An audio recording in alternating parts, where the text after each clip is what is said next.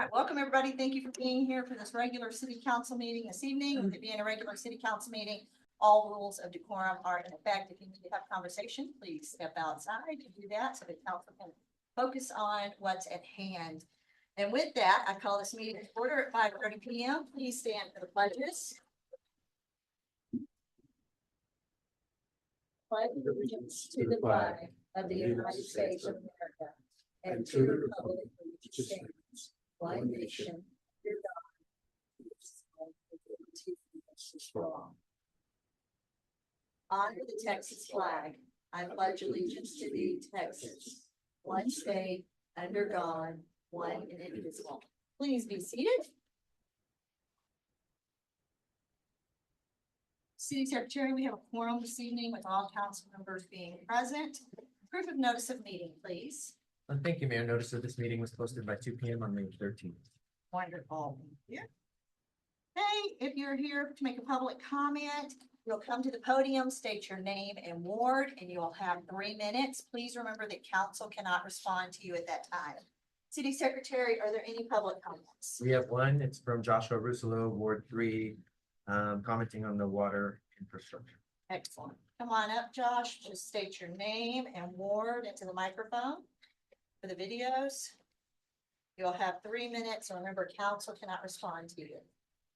Thank you. Thank you. Home sweet child real fast.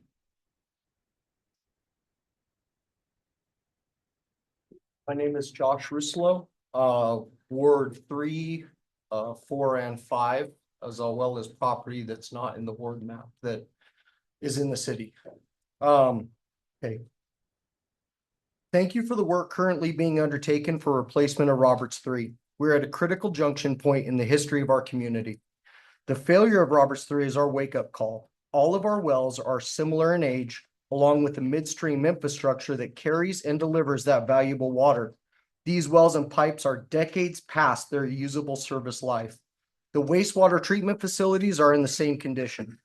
The cost of the infrastructure updates will be expensive, but how much will our cumulative fines be from TCEQ? What will property value be when taps run dry? These events are not due to random failure nor environmental disaster, but due to neglect. Negligence for 50 years on the part of previous city councils, managers, and others who chose to be in positions of leadership and failed.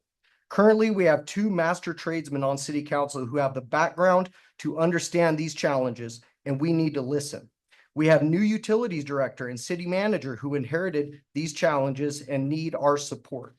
Council members who have served for a decade plus have no excuse to circumvent why they have not been a part of the solution, and I believe those weak leaders need to resign. This critical junction will need to be led by strong individuals who can build an exceptional team. The city of Alpine brings in roughly $18 million per year tax revenue, more than double most communities of our size. Yet we lack drinking water. We lack an efficient wastewater treatment plant. We lack beautiful parks and sports fields for our kids to thrive. Is this due to waste, fraud, and abuse? A FOIA request and knowledgeable investigator may find those answers. Without potable drinking water and wastewater disposal, our community ceases to exist, plain and simple. These updates will cost us and our children a lot of money, considerably more money than if the previous generations had been able to formulate a 2-year, 5-year, 10-year, and 50-year plan of action for our city. The southeast side of Alpine has suffered a lack of reliable water pressure since inception. Yet at the same time, we the citizens are being asked to further our tax burden to subsidize an already subsidized new housing complex, whom the corporate owners receive all of the benefits and very little of the burden. They receive the rent from citizens, and the government we fund picks up the rest of the bill. When these units have reached their lifespan, they will sell and not pay capital gains tax. This socialist model sounds good on the surface, but the burden lies on the backs of us, the taxpayers. This model incentivizes those renters to not increase their income because when they will pay a higher rent cost. These citizens become trapped in a poverty loop controlled by government slavery disguised as help. Gosh, thank you. Okay. I appreciate it. Thank you. Yes, ma'am. City Secretary, are there any more public comments? No, that concludes public comments.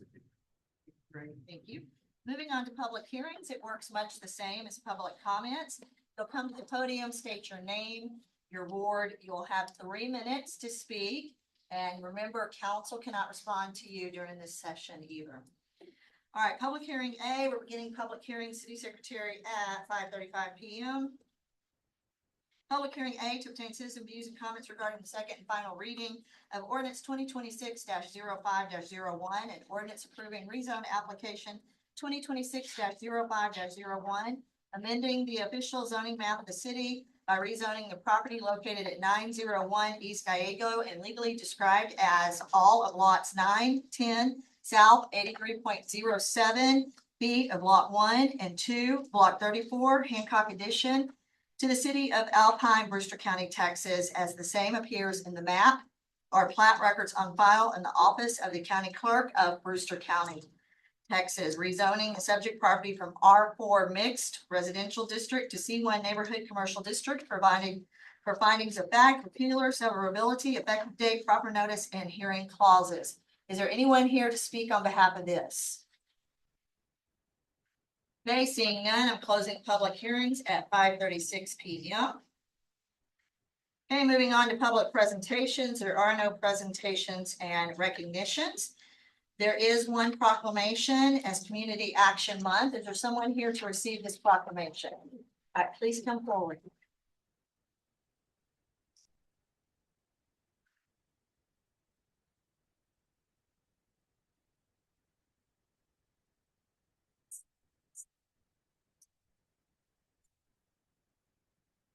Whereas the Community Council of South Central Texas Incorporated was established as a community action agency on May 11, 1965.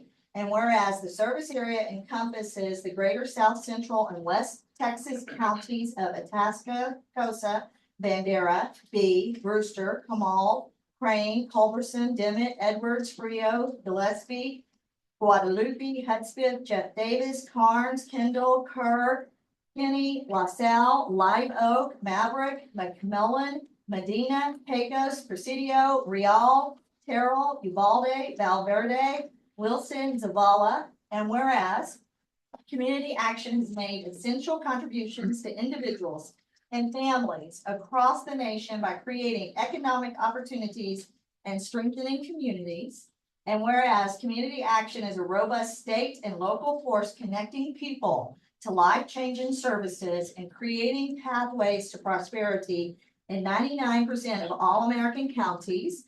And whereas community action builds and promotes economic stability as an essential aspect of enabling and enhancing stronger communities and stable homes. And whereas community action provides community-wide solutions to challenges throughout our cities, suburbs, and rural areas. And whereas community action delivers innovative services and supports that create greater opportunities for family and children to succeed. And whereas community action insists on community participation and involvement, ensuring that all sectors of the community have a voice and will be heard. And whereas community action is celebrating 61 years of innovation, impact, and providing proven results for Americans.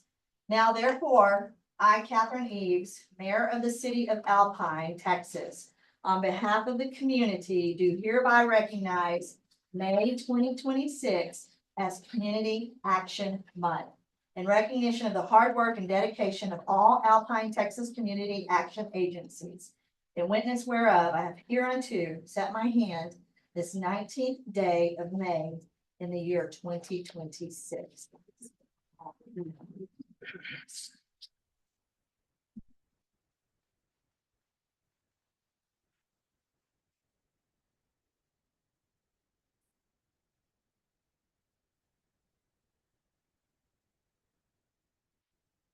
Okay, moving on to community interest items.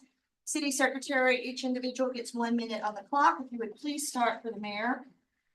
Okay, May 23rd, we have our 06 Cowboys 5K and 10K home run.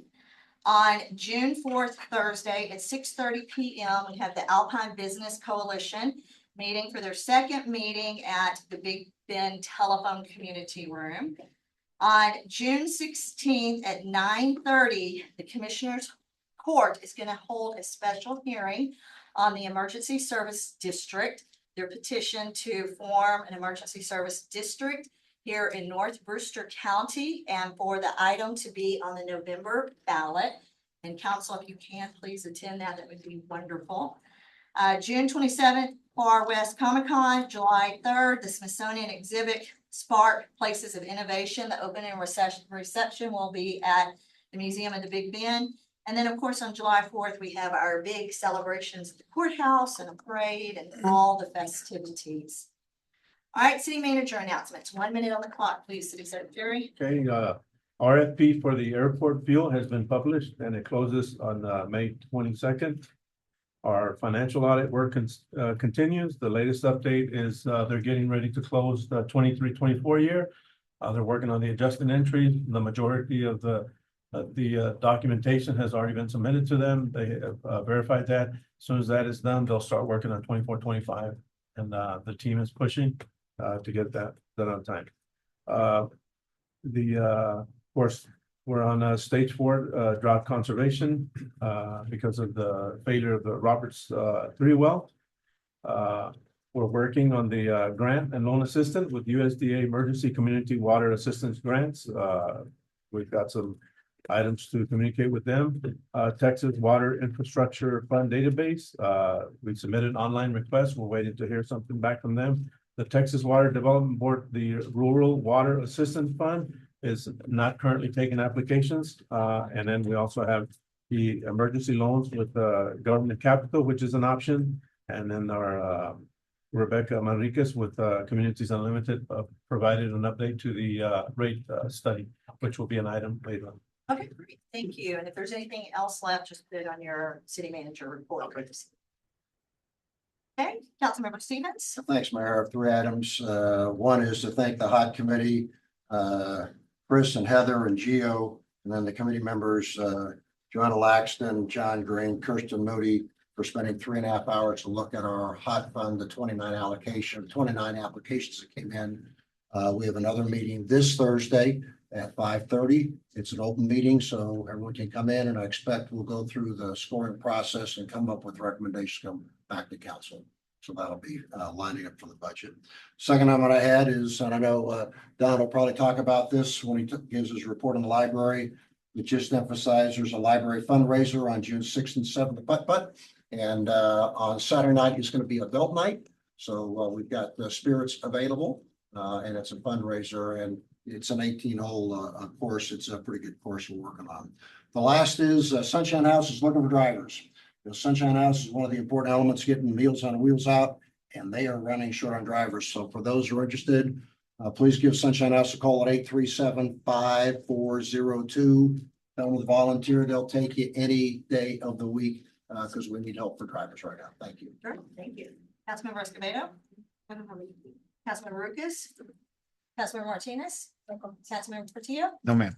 All right, so moving on to changes to posted agenda. Council, are there any items to be continued or withdrawn?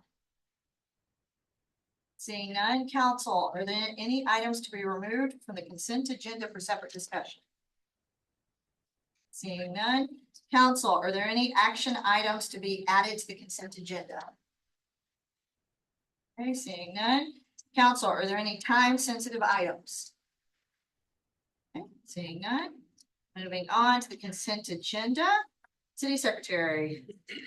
Thank you, Mayor. Tonight's consent agenda is item A, approval of the May 1st, 2026 emergency meeting minutes. Item B, approval of the May 5th, 2026 workshop and regular meeting minutes. Item C, approval of the April 2026 Office of the City Secretary report. And item D, approval of the April 2026 invoice for Borges Law Firm Services. I need a motion. I move we approve the consent agenda as presented. I need a second. Okay, let's vote. Aye. Aye. Aye. City Secretary, council voted unanimously to approve the consent agenda as written. Okay, moving on to reports and presentations. Please remember that there's a 6-minute time frame for your reports with the option to extend 4 minutes so council members can ask questions. Item A, city manager. We have a tourism update by Director of Tourism, Chris Ruja. Hi, Chris. Hi there. Hello, everyone. I'm Chris Ruggia, your Director of Tourism. You have some slides as he's pulling them up. A few upcoming things I'll let you know about. The Alpine Music Advisory Board decided to work on another Make Music Day event, which is an international holiday to encourage everybody to make music. We had several volunteers from our music community who are working on putting that event together. It's going to be June 20th. 21st is the actual holiday, but we're going to do that on the 20th. We'll start at the farmer's market with a harmonica workshop for kids. So everybody get a harmonica. And it'll go on from there, a whole day of activities to make music. Then, of course, Viva Big Bend in late July, the Spark Smithsonian exhibit, July 3rd to August 8th. Lots of great things happening, but I wanted to go over some data from the last 2 quarters with a focus on the quarter most recently completed. So, Gio, if you can move ahead. This report is for Q1 of 2026. This is from our dashboard showing mobile device movement, basically to counting and trying to estimate the number of people visiting the city. It also has a credit card spend component as well, so that we can estimate our visitors and how much they're spending while they're here. This main chart that you're seeing is for the city limits only, and we have another number in the sidebar that includes the extraterritorial jurisdiction. The main dashboard just defaults to the city limits, so that's not everyone. Just want to make that clear. What we're seeing for Q1, I'll just mention the changes, which we were slightly up on total visits, total trips to Alpine, 5% year over year. And our average monthly visitors, the same amount. Now, the nights that were spent in Alpine was flat year to year. That held steady. And our overall visitor spending year to year was down 5%. I want to point out the chart at the bottom is showing number of people in town each day of the quarter. And this was interesting to me primarily because you see on January 1st, we have a number of visitors that tracks almost with spring break. That shows our holiday, our New Year's Day visitation very high. And I noticed that anecdotally last year, very interesting for me to see. And if you go to the next slide, then we're looking at the last quarter of 2025, and you'll see the same thing. Now, the little spikes are basically every weekend we have more visitation than during the week. That's the shape that you're seeing. But we've got the large bump for Art Walk in November, Art Walk, and then Thanksgiving. Notice Thanksgiving is longer. And then look at Christmas Day. We have more visitors in town. Now, that's visitors from out of town. That a lot of family, of course, travels during that time. But I would just highlight that to mention to our business community. Of course, everyone wants. Hi, everybody. I am so glad to meet you guys. Well, it's feelings mutual. So looking at the year over year numbers for fourth quarter 2025, our total trips and average monthly visitors were also slightly up year over year, and our visit nights were up slightly, and our visitor spend for the holiday season and Art Walk time was also up 6. Wait, is that right? Or was it down? I got to look closely. No, it was down. So our spending year over year, we're seeing those macroeconomic headwinds that I think are affecting. Also looked at an April report just this morning, and it showed things year over year kind of down overall. Number of visits, overnights, and spending April this year, April last year. In the next slide, we're comparing the last 12 months compared with the 12 months previous, and you'll see that it tracks very, very close. This is just the nights spent, the overnight visitation. If we compare year over year, the actual number was slightly up this most recent 12 months to the 12 months previous. This also gives you a seasonal picture where we're actually seeing October and December as our highest overnight visitation, above November with Art Walk. We also see the summer tracking pretty steadily and a little bit higher this year than last. Then the next slide. And that shows us the percentage of visits overnight to day trips. And this is just to show you it's about what we would expect. We have 80% of our visits are overnight and 19%, this was from this quarter, were day trips. And it takes a while to get here. It makes sense that more people are going to spend the night. The other number I'll point to you is we have the average duration of our visits, which is 3.4 and 3.5 days, which is great because we know our weekends are busy. And so it's good to see that on average, we're getting longer visits, which suggests people coming from farther than Midland, Odessa, from El Paso. So that's a nice sign. Then the next slide is a little bit, might be a little confusing. It's called visitor leakage, which is a unfortunate term for people who visit Alpine but spend the night elsewhere. And the top number that we see is Marfa, which makes a lot of sense because I would expect this quote unquote leakage. Every single one of our communities in the Big Bend is logically going to see people doing day trips and staying in a neighboring town because that's how our community, how our large or regional community works. So Marfa being high is not surprising to me, nor is it alarming. The thing that's interesting to me most is the second line, Fort Stockton. And if you look at the year over year, you see Fort Stockton increased 225% year over year, which suggests to me perhaps that's our rooms being lost to the military visitation, because we have a significant percentage. So that's just something to be interested in. A lot of people choosing to maybe come to an event, but they're spending the night in Fort Stockton on their way in or out, most likely. On the next slide, we'll see a year-to-year comparison of visitor spending, which also gives us some seasonal trends and the year-to-year, and you'll see they track really closely this last 12 months and then the previous 12 months. It was very slightly down between the years, 23.8 million 2 years ago, and then the last year, 22.8. So 1 million difference. So we're seeing less spending. Then the second to last slide is our top feeder markets, communities that are sending people. We see Midland, Odessa at the top, which we would expect.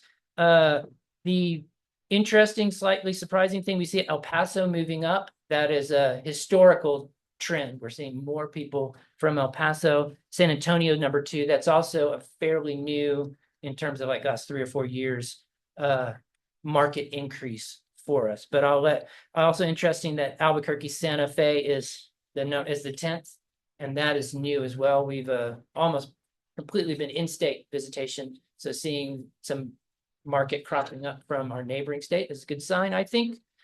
Lastly, we have a Cowboy Poetry Report, which turns out it's showing year over year. Go to the next, if you don't mind, Gio. The unique visitors, the second number is what I'd point at. 1,600 visitors to the Cowboy Poetry Gathering, which tracked with their report. Since I made this slide, I got their report. That last year number, 1,300, is incorrect. So I can't tell you why the dashboard got it wrong, but I saw this, I was surprised. We knew they were going to be down because they had an event in Bastrop the same night. But it turns out that number's wrong. There was over 2,000 tickets sold last year. So, but the 1,600 number was correct, which is still, I believe, a successful event, but it was less visitation, which they ascribe to the lack of hotel rooms, which certainly would contribute. But also, if you're having an event competing in a Bastrop, that's going to contribute as well. So that's, sorry, I went a little over, but that's all the numbers I have to throw at you. Right. Chris? Yes. Always just fascinated by the data that you're able to provide us. Overall, it looks good. I agree. I think the fact that we're tracking without much change, that we're seeing as little of an increase as we are, is actually a good sign, considering there's quite a bit of headwind Right, economically. right, exactly. Hey, Councilmember Portillo, Thank you. Councilmember Martinez. Thank you, Mayor. How was the Spirit to the West this year? I don't have a solid report yet. Anecdotally, more reports than some are saying, oh, it went great. Others are saying that we really didn't see very many people, and I was out of town that weekend. But I I think that the promotion was a little late coming because they were in a transition. They lost their they lost their director in the part of that, and then they took on a new vendor to put it on. And so really waiting to see how they choose to handle it for next year, what they want to do. But let's say it was a mixed bag. I think not a huge turnout, even though it was free this time. So, Thank you. yeah. Councilmember Roots. Thank you, Chris. Yes, thank you. Councilmember Escobedo, Councilmember Stevens. Yeah, thanks, Chris. So, the $22.8 million is what Tour spends, a big number, certainly down from the year before, but still really solid. Are there any conclusions or recommendations you'd make to council about things we ought to be doing or thinking about given this data? That is a good question, and I don't have a solid answer for it right now. I just think about, we talked about an economic development manager, someone to lead that activity. I'm just trying to think about how we're able to invest our dollars to bring more people in. It's all about, the hotel nights and, tax revenue. It really is. And I mean, I think that economic development person who can start working that business recruitment retention side of things, the more healthy, which is the hard part, because you got to have the people coming in and spending the money to keep those businesses going. But trying to work that downtown real estate piece, I don't know how to address that, but that's a huge nut to crack. But if we could fill some more of those storefronts with thriving businesses, at a rent they could afford and stay open. I think the other is restaurant availability. That's sure. the number one concern I hear Yeah. consistently across the board. Yeah, and it's gotten much worse in the last 6 months. Okay, we're out of time. Sorry. Thank you. Thank you Thank very you. much, Chris. All right, moving on to Alpine Public Library update, city manager. We've got members here from the public library. Be great. Good evening, I'm Don Wetterauer, Executive Director of the Alpine Public Library. Welcome back, I'd Don. like to introduce Casey Poster. She's our Human Services librarian. I want to talk a little bit, begin with, about activities going on in the library, and then she's going to talk about the kids stuff that she's got planned. Our accreditation report was filed, accepted, so we have another year of state accreditation, state library. With the accreditation, the library is eligible for a lot of benefits. We can apply for grants. We can participate in the Tech Share and the Interlibrary Loan Program. We get discounts on database services. And we also have the cloud library ebooks and e-audio books, which is up and running, by the way. And I think it's a pretty good thing. You can download it on your app, or you can download it on a PC and use it that way.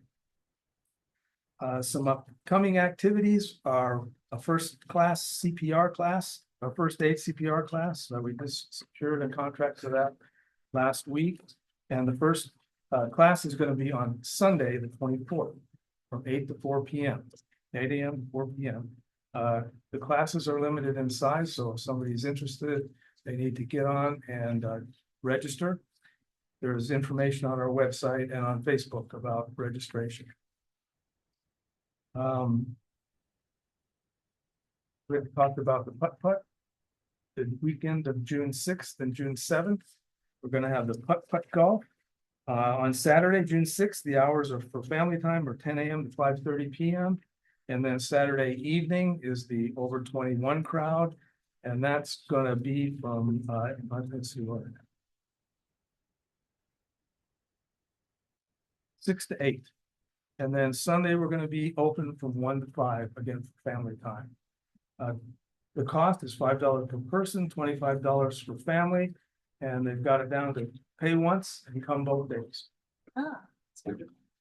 Adult education classes, we currently have 8 students from Alpine and Presidio. We're trying to move them through as quickly as possible. Several students are ready to test. A highlight this year so far is that for the first time, one student recently got a perfect score on the official practice test. So I think that's pretty good. So now I want to turn it over to Casey. I have a lot, I'm sorry. Hi, Casey. My name is Casey Costa. I'm the youth services librarian at the library. I've been in this position now since August of last year. I've worked at the library since 2019 and I've worked in libraries in general since 2011. So, Don's asked me the last 2 times that he's come for updates for the kids room and I've had, a lot going on behind the scenes, but now everything's out from behind the scenes. So I can tell you all about what's going on. This past winter, we received a $10,000 grant to become a certified Family Place library. Family Place is an initiative geared towards supporting families as their very young children's first teachers. The idea is to provide a welcoming and interactive environment to support learning and general child development in kids 5 years old and younger. This grant provides training for staff, which we just attended a few weeks ago, and funding to buy materials so that we can create this environment for kids to explore, which will include, of course, books, age-appropriate toys, puzzles, dramatic play items, blocks, drawing stations, all kinds of good developmental things. We're also going to be holding more programs designed to support families. One in particular helps to connect families with local child development experts in the area. So if they have specific concerns about their child's development, is what they're doing normal? How do I help them with this? That kind of thing. They can talk directly to an expert who's local to our area and, know how to get more help going forward if they feel they need it. All of this is coming in the next several months. None of this is happening like tomorrow, but we're really excited about it and really looking forward to helping our littlest kids the best. Summer reading is coming fast, and I'm really excited about some of the things that we're going to be doing this year. The National Summer Reading theme this year is Unearth a Story, which focuses on dinosaurs, fossils, paleontology, archaeology, all that fun stuff. We're going to be offering summer reading programs this year for our pre-readers who aren't quite reading yet. And then like 0 to 5 years old-ish. And then our kids who are reading on their own, 5 to 12 or so. We're going to be holding programs almost every day that we're open in June and July. We're partnering with San Angelo Symphony, Big Bend Ranch State Park, and the McDonald Observatory to hold programs at the library. And I'm working with the Visitor Center to hold some activities at the farmers market over the summer. We'll be holding our toddler time program as usual. We'll be bringing back Cuentos en Español and 3D printing classes. We're going to be starting a few brand new programs, including Lego Club, which will be fun. We've also received a grant from HEB and Texas Library Association that's going to help fund the return of our family science nights and family math nights. So that's exciting. Summer reading signups will start with me at the farmers market on May 30th. So bring your kids, come see me. I'll have activities and stuff to do. We're also going to be partnering with our local Barnes and Noble store in Midland. And I've worked it out with them that to get our kids to participate in their summer reading program, kids have to read in grades 1 through 6, have to read 8 books, complete the form, and then they'll get a free book off of Barnes and Noble's list. And so we've worked it out with them that they can turn in their forms at the library and we'll get their books for them. They don't have to go to Midland to do it. So it's really exciting that they're able to work with us and give our kids these opportunities that they might not be able to otherwise. The last thing, this is it, I swear. And the program I think I'm most excited about this summer is our end of summer reading celebration this summer is going to be a Touch a Truck program, which I've been reaching out to a bunch of people. So if you've heard about this already, it's possible. Touch a Truck is a really fun hands-on event for kids of all ages. We're going to be bringing in trucks from different agencies, departments, businesses around town for kids to look at up close, climb in, beep the horns, meet the community helpers in the trucks. And so it's really shaping up and we're really looking forward to it. We already have the fire department on board, Big Bend Telephone, and the sheriff's department. We have several others that are working out logistics, APD, TxDOT, Border Patrol, the military that's stationed here. So yeah, it's really exciting. And so if anybody has any businesses or knows anybody in the area with big fun trucks that would like to come, you can call me at the library. My email's on the library website. And that's all I got. August 1st. Sorry, I wrote it down and then didn't say it. It's August 1st, Saturday. Yeah. I'm always impressed with the amount of grants that you guys get. the work that We you work do. our butts off. Yeah, it's super fun. I've never written a grant in my life. The family placement grant was the first one. I wrote that in November. This summer reading one from HEB I wrote a couple months ago. I have 2 more that are still outstanding. So I really trial by fire really on grant writing for me. It sounds like you're very successful. so Thank far. you. Trying. Yeah, our library always amazes me. the Yeah. amount of things that we have in the community. It's not the library of the 1970s and 80s. It's much different. Absolutely. Thank you both for all your hard work. Yeah. Okay, Councilmember Portillo, Yeah, thank you. Thank you. Councilmember Martinez. Thank you for all you do. Thank I you. just get tired and say, oh, what do you do? But you have much energy. Like, Thank you. Councilmember Ricketts. I'm overjoyed with all of the opportunity to bring to this community. I really appreciate it. And I'll tell you, like, my kids absolutely love the Thursdays with y'all. Yeah. And so I'm looking forward to all the events this summer as well. Yeah. Generation. Thank you very much. Thank you. Councilmember Escobedo. Oh, you're doing a great job. I'm very pleased. Councilmember Stevens. Thanks. See you again soon. Thank you. Thank you, guys. All right, moving on to information and discussion items. The first discussion item regarding updates to the municipal pool rehabilitation project, including ongoing repairs, infrastructure improvements, project progress being completed by Landmark Aquatic in preparation for the 2026 summer season. So if I could have David and Donnie come on up, they've been working with the Landmark people and getting updates. And I have a piece of the liner here, if you guys want to see and feel what we're putting in. The left side goes up. Basically felt that goes underneath it. So that's being installed. If you want to pass that around and look at it. Tried to get some of the coping, but wasn't sure if any of the material that was there this afternoon was scrap or not. And they were off for lunch, so I didn't want to just start cutting off pieces. Also, in that, I wanted to talk a little bit too, at the end, about the kiddie pool and the plans for that and some other options that council might want to consider. All right, so gentlemen, tell us how we're doing. Yeah, Donnie Greenway, Alpine Pool and Spa. I'm the one doing the pro bono consulting over the swimming pool project.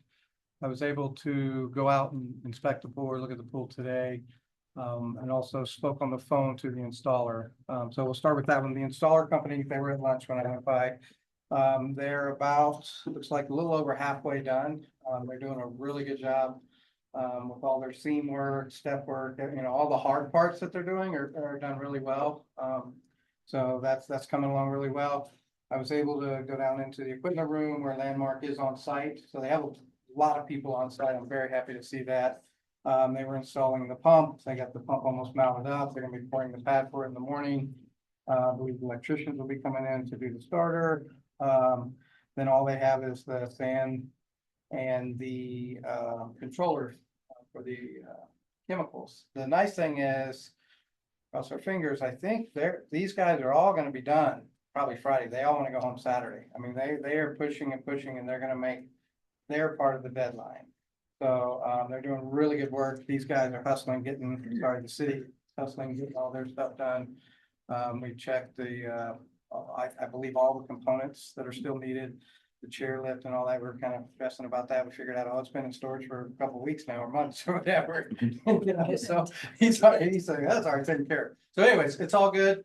And you know, I'm just happy to say that it's coming along really well. I even think it's almost like they're doing a little extra. I think it's really nice. So that's all I've done. Just a little to add to the council, this material, it has a 10-year warranty, but they say that they usually get 30 years life out of this.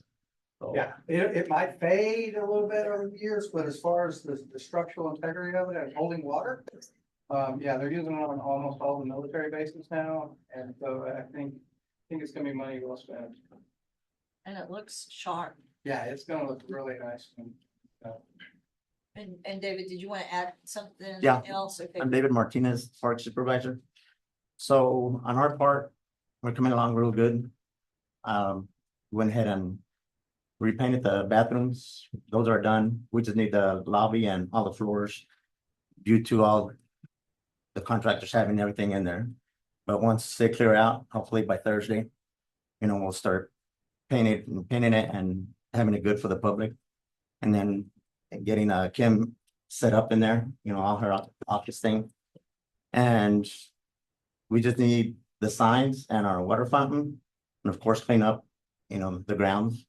But other than that, I'm impressed with the companies that came in, and they're just like little working ants. I wish I had some in my crew like that, make my job easier, but other than that, I mean, I think we're moving.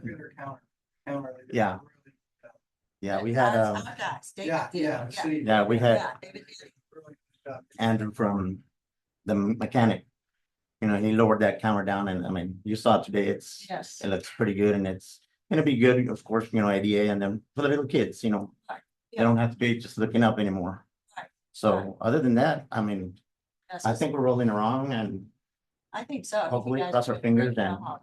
we should have this out of the way. Yes, so we'll be ADA compliant with that counter, and then we have the lift, which will be. Yes, we ADA have that lift compliant. already, and And we're, the lane lines are gonna be painted on the pool. I know there was some So they're question. not painted, it's actually a strip. Okay, yes, Targets on the end, so it'll have racing stripes. It's gonna look really nice. it is. It's gonna look really, really good. And then, I believe that it's blue, that you can see the line is Yes. blue. So the only thing we'll have to be careful of is the chemicals, so that we don't end up with too much calcium. Is that correct? yes. And end up with it looking all white and spotted. And As long as we maintain it the proper way, we should get a good lifespan out of it. Right, right. And then the yard, you guys think y'all will be able to have that done? Oh, yes. By when? When is your deadline? Oh, this week by, This week. yeah, Friday for sure. And I'll get you my sticker roller, the one we had purchased, so we don't have to, Is that one of those goat head things? yes. Okay. So we don't have to get volunteers with sandals to walk around now. It's actually to get that going. Yeah, And then on the kiddie pool, we have, hopefully it's gonna get filled in with concrete. And after that, we want a shade structure over there a little bit bigger than the ones we have now. And then get that fence out, and then we could open it up more, you know, more appealing and more space, because of course we do need more space. so what's your thoughts on that kiddie pool? It's gonna be sloped because of that Yes. raised area, so that could be a hazard where kids Yes, might fall, and I don't know how you would put a table on that with it being No, we probably would not paint it, level. you know, just something to say, hey, watch out, you know. There may have to be some kind of safety marker, or we have to look in the code and see what the codes are for a slope. I don't know.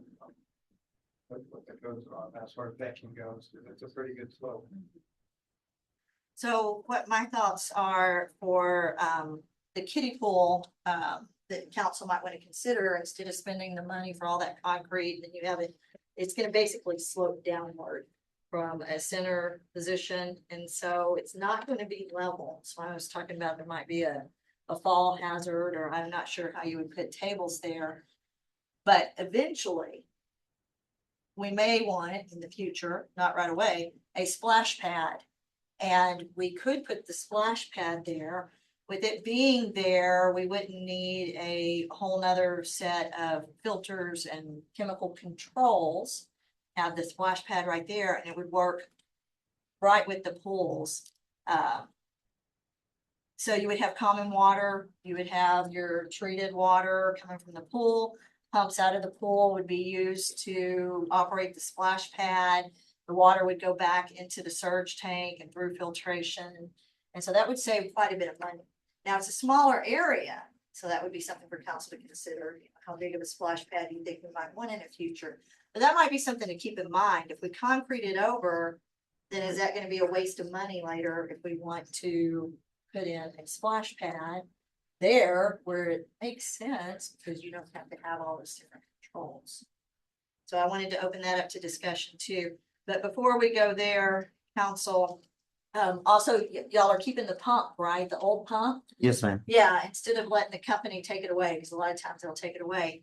That way, if our new pump has some kind of problem in the future, it's a quick, these guys can just get it in there, get it replumbed.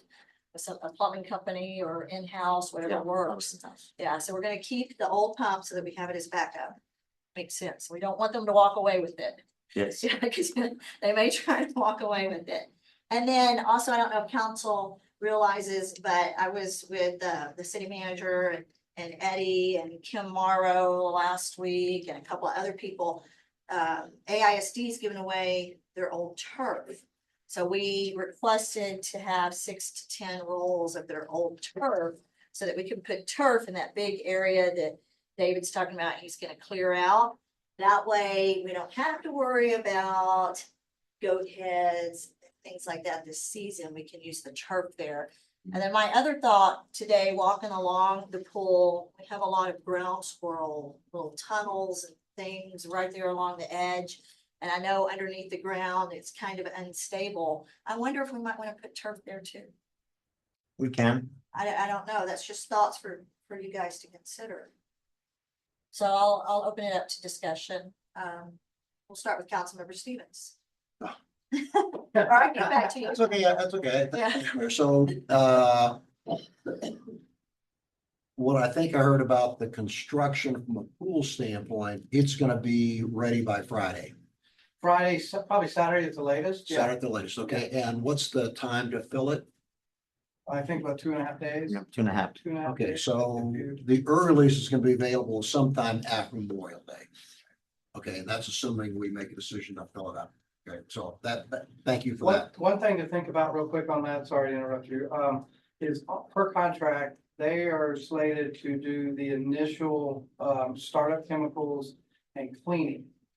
I have a feeling that if we delay that, and I understand if we have to delay it because of the water issues, but if it were delayed, we just have to understand we'll have to do that in-house. Which I can help them with that or whatever. Just let me know on that. Okay, good, okay, thank you. I have to admit, I'm not familiar with the kiddie pool. My reaction is, I wouldn't fill in the concrete at all at this point. I just, that's a decision somewhere downstream based upon budget availability. I do like the turf idea. Get the turf in there and cover up the stuff. We're getting it for free. Yeah. Yeah, so those are my initial thoughts. Thanks. Councilmember Escobedo? I like the idea of the splash pad at some point too. And of course, I would So if we don't cement in the kiddie pool, we just fence it off. That's what I'm feeling. Yeah. Okay, Councilmember Ruckus? Yeah, I don't think we should fill it up with concrete and save that money. And with the intent at some point we'll do kiddie pool, or I'm sorry, splash pad, it's been talked about for quite a long time now, so at some point before we put the save our pennies and dimes and get paid for it at some point. And then for the turf, I mean, if it was donated to us, we might go ahead and use it all up wherever we need to. It makes good sense to me. Oh, and I do want to mention, I want to shout out to Henry. He mentioned any extra turf, maybe set up a putt-putt golf here in Coconut. It's just another little additional thing for our kiddos to have and to do, even big kiddos like. Yeah, adults like putt-putt too. How much turf is there? Is available? Is it I all don't know over? how many rolls are available. I think they said like 10 rolls. We asked for 6 to 10 and they're 20 by 40 and 1,800 pounds. But Eddie was there and he said, no sweat, he can handle it. How about for our soccer fields? I mean, I just think about the challenges we have with soccer and everything else. I take it all. That's a good point. Yeah. I wonder if we can amend our form that we submitted to AISD. Contact the superintendent. Yeah, that'll be easy. Okay, yeah. You want to do that? I did all you. Oh, that would be great. Is that something you would want to do, David? Yeah, I mean, it'll benefit in the long years, the future, and Plus not have to be maintenance. fighting with the Gophers anymore. Right. Yeah. And the Stickers. The kids get some soccer out of it. Yeah. Let's see, you want to reach out or okay. All right. Councilmember Martinez? Thank you, Mayor. I agree with all the comments all the city councils made. We having way with the splash for the kids. And rated yes, I like. Thank you, guys. Councilmember Teo? Thank you, and yeah, I agree with everybody. Good idea. So that was the yard, the turf, the pump. Yeah, was there anything else? So Mayor, I got asked a question the other day, and this is for you, David. Yes. Do the solar panels work out there, or are they used, not used? I have no idea. I believe, What are they used for? I never got that question answered. I asked all my supervisors before. And then from the park, and they said. It was for the pump house, but I think it's on a separate thing. So really, everybody asked that, and I don't know if Eddie would know the, So is the pool heated? ma'am? Okay, because Councilmember Escobedo said she thought it was originally to heat the pool.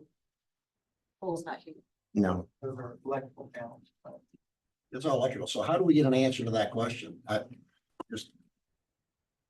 They're not used for it. We gotta pull them out and figure out if we get any salvage out. the documentation, see when it was put in and what it was used for. So no one's maintaining or anything else. Yes. Okay. I will turn to Eddie because he's been here 40+ years, but if you don't know, Okay, thank you.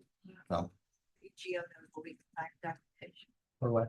Solar panels. Solar panels. Oh, yes, we can certainly, review our. Yeah, to see what they were put in for and if we still need them. Yes. Okay, anything else, gentlemen? Okay, all right, thank you. thank you all. Whenever we fill the pool, come jump in. Yeah, absolutely. And don't go anywhere. I know we have more full stuff later. All right, so moving on to Councilmember Lucas, if you would read that discussion item. Begin the discussion. Discussion regarding the proposed ordinance relating to enterprise fund financial management policy. Reserve requirements, rate sufficiency standards, and restrictions on the use and transfer of enterprise funds. Revenues.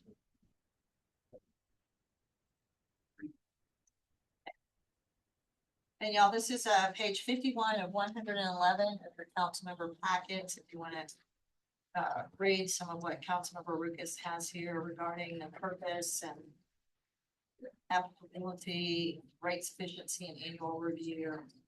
So, So, the purpose of this ordinance is to establish a clear financial policy governing the management of our enterprise fund so that our water, wastewater, and gas systems remain financially stable, operationally reliable, and capable of supporting the long-term infrastructure needs of our community. Utilities are among the most capable or capital-intensive responsibilities any city manages.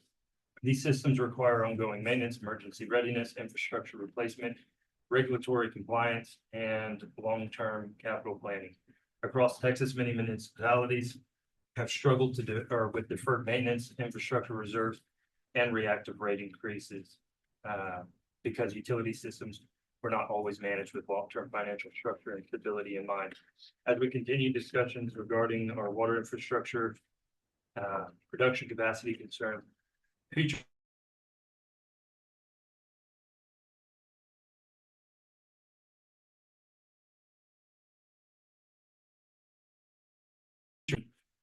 that any future ratepayer dollars be governed by a clear and disciplined financial framework. The ordinance is intended to provide that framework. At its core, this ordinance establishes several key principles. First, that enterprise fund or enterprise utilities should operate as financially self-supporting systems with rates sufficient to fund operations and maintenance, debt obligation, infrastructure replacement, capital improvement, and appropriate reserve levels. Second, it establishes reserve policies to improve financial stability and emergency preparedness so that future councils are less likely to be forced into crisis-driven decisions during infrastructure failures and unexpected emergencies. Third, it encourages consistent annual review and incremental rate adjustments when necessary rather than delayed action that can eventually lead to large and sudden increases for ratepayers. And fourth, it establishes reasonable protections and guardrails regarding the use and transfer of enterprise fund revenues so that utility revenues remain primarily dedicated to the systems from which those revenues are derived. I want to be clear that this is an ordinance, that this ordinance is not intended to remove flexibility from future council, nor is it intended to prohibit transfers entirely. Rather, it establishes financial standards and accountability measures to ensure that the utility systems remain healthy and sustainable before revenues are redirected elsewhere. This ordinance also preserves flexibility during extraordinary circumstances through supermajority approval and documented financial analysis Ultimately, this is about long-term planning, infrastructure reliability, financial transparency, and protecting both our utility systems and our ratepayers from avoidable future instability. Our responsibility is not only to solve today's challenges, but to create systems and policies that reduce the likelihood of future problems. I believe this ordinance is a strong step in that direction. I look forward to our discussion about it and y'all's input. I also asked our city manager to invite our two utility directors, so gas and water and wastewater, so that I can get, or we can get their input on what they think about this ordinance. I'm sorry, once again, for the late invite and not letting y'all know that this was coming down the pipe. But hopefully y'all are able to have some time to kind of glance through it, and so you can provide some constructive input. So if y'all would come on up and introduce yourselves. I don't know, I'm surprised that we don't already have something like this. I think it makes common sense. It still allows flexibility to councils through formal action. And if you guys look through this, mostly through a super majority, I like that it's annually to look at rates and fee schedules to make sure that we are in compliance and we can get these grants, that our rates are where they should be. Because for those of you on video or out in the audience, if our rates aren't where they should be to cover our expenses, then our ability to get grants is greatly reduced. So I mean, I think this makes perfect sense. He has in here that we will look at this annually, that city council shall adopt corrective rate adjustments during the next budget cycle if we find that we are not breaking even. This is an enterprise fund. Both of them are. It's a business basically, and you can't operate in the red, as all the business owners out there know. And so anyway, that's my take on that. I would love to hear what you gentlemen. Randy Guzman, Gas Utility Director. Mike Macias, Utility Director for the Water Department. So I think this is a great idea. I think when the gas department came on board back in 2012, city manager then actually would have meetings with council and us as directors to discuss these things yearly. There was always a plan to have some kind of contingency, because you never know. Coming on board from the corporation, I think we had some money that was transferred over to the city. What happened to it thereafter, I'm not sure. What has happened in the past to present, I would like to see these changes. I think it'd be a great idea. We talk about transparency. I think we as directors have been left out in the dark when it comes to that kind of stuff. We're always having to fend for ourselves when something comes up. I'll give you an example for a rectifier. You know, 1 year it failed. Luckily, that when it did fail, it was only $50,000 at that time. Looking into right now in today's replacement, it could be anywhere from 80 to 100, maybe even 120, because getting people that come all the way this way to install these things for us is very problematic. And so you're going to have to pay for that. Having a contingency fund where we're saving this money throughout the years, doing a rate study for each, you know, utility, having that ready to go with, like Councilmember Ruka said, that we could do this yearly to where we can do whatever we need to do as the rates go up, and they're going to continue to go up. I don't see any changes to where it's going to come to a standstill. You got your tariffs, you got, hey, you know what? We're going to go up 5% for a new meter. We're going to go 5% more for poly pipe because it's more to make. And so we're going to end up having to pay for all that whenever they're, you know, wanting that done. And it's going to be very difficult for us to try to keep up if we don't do these studies, if we don't keep up. And we will eventually start working to where we're trying to do what we're supposed to do. For one, we're mandated. I think one day in the future, it may end up happening even with the water. TCQ may turn around one day and say, hey, everybody's having all these infrastructure problems. We need to implement a plan, kind of like we have with Dent. Y'all will have to start changing all of this. And then where are we going to come up with the money to do so? Fortunately, we have a good risk-based model on what we've been having to do our replacement program. It's been great. It hasn't been to where we've had to, how are we going to come up with this money to do this replacement plan? So that's a good thing. Maintenance is number one. You have the people that can maintain this facility, distribution for the gas. We work hard all the time to try to make sure that we do this and that we follow our Dent plan. Of course, fines follow if we don't. So like I said, being mandated that we have to do it changes things, but that's our driving force. And without the money to do this, eventually it's going to get to where we can't afford it if we don't make these changes. I think that we need to be able to come together with y'all as directors, come budget season, come to make these plans, come to make these decisions with our city manager. That way we're all on the same page and we can see where our monies are growing. So in the event of an emergency, hey, we can have the discussion, say we have it here. Can we please move forward instead of trying to figure out where are we going to come up with the money? How are we going to take out a loan? Can we reach out for a grant? If we're going to continue going that path, we're probably going to find ourselves in trouble. So I'm in total agreement with Mr. Ruckus here, Councilmember Ruckus, that I think that we should look forward into doing all of this for both the utilities and let's start growing. And we have to. I know people probably be upset because they don't want to pay any more money. None of us want to pay any more money, but I'm ready and willing to do whatever it takes for this community. I'm ready to pay whatever I have to pay. Like I said, nobody likes it, but it's just growing pains and we got to start growing. Yeah, and we already know what kind of mess we can be in when we don't have something like this. Right, Mike? Exactly. Yes, and thank you for, I know you've been running with your hair on fire. I don't have anymore. Okay, and your thoughts, Mike? I was gonna say everything Randy did, but he beat me to it, so. Okay. Yeah, it makes sense. I think it's the writing's on the wall. I think we need to go that route. I think it just makes, it's clear as day. Right. And like they say, you know, 2 heads are better than 1, 8 heads are better than 5. You know, we all sit together and we come up with what needs to come up. We do the proper thing, the proper studies. I think when everything's in black and white, set in concrete, I mean, people can say whatever they want, but in the long run, we got to think of the future of Alpine.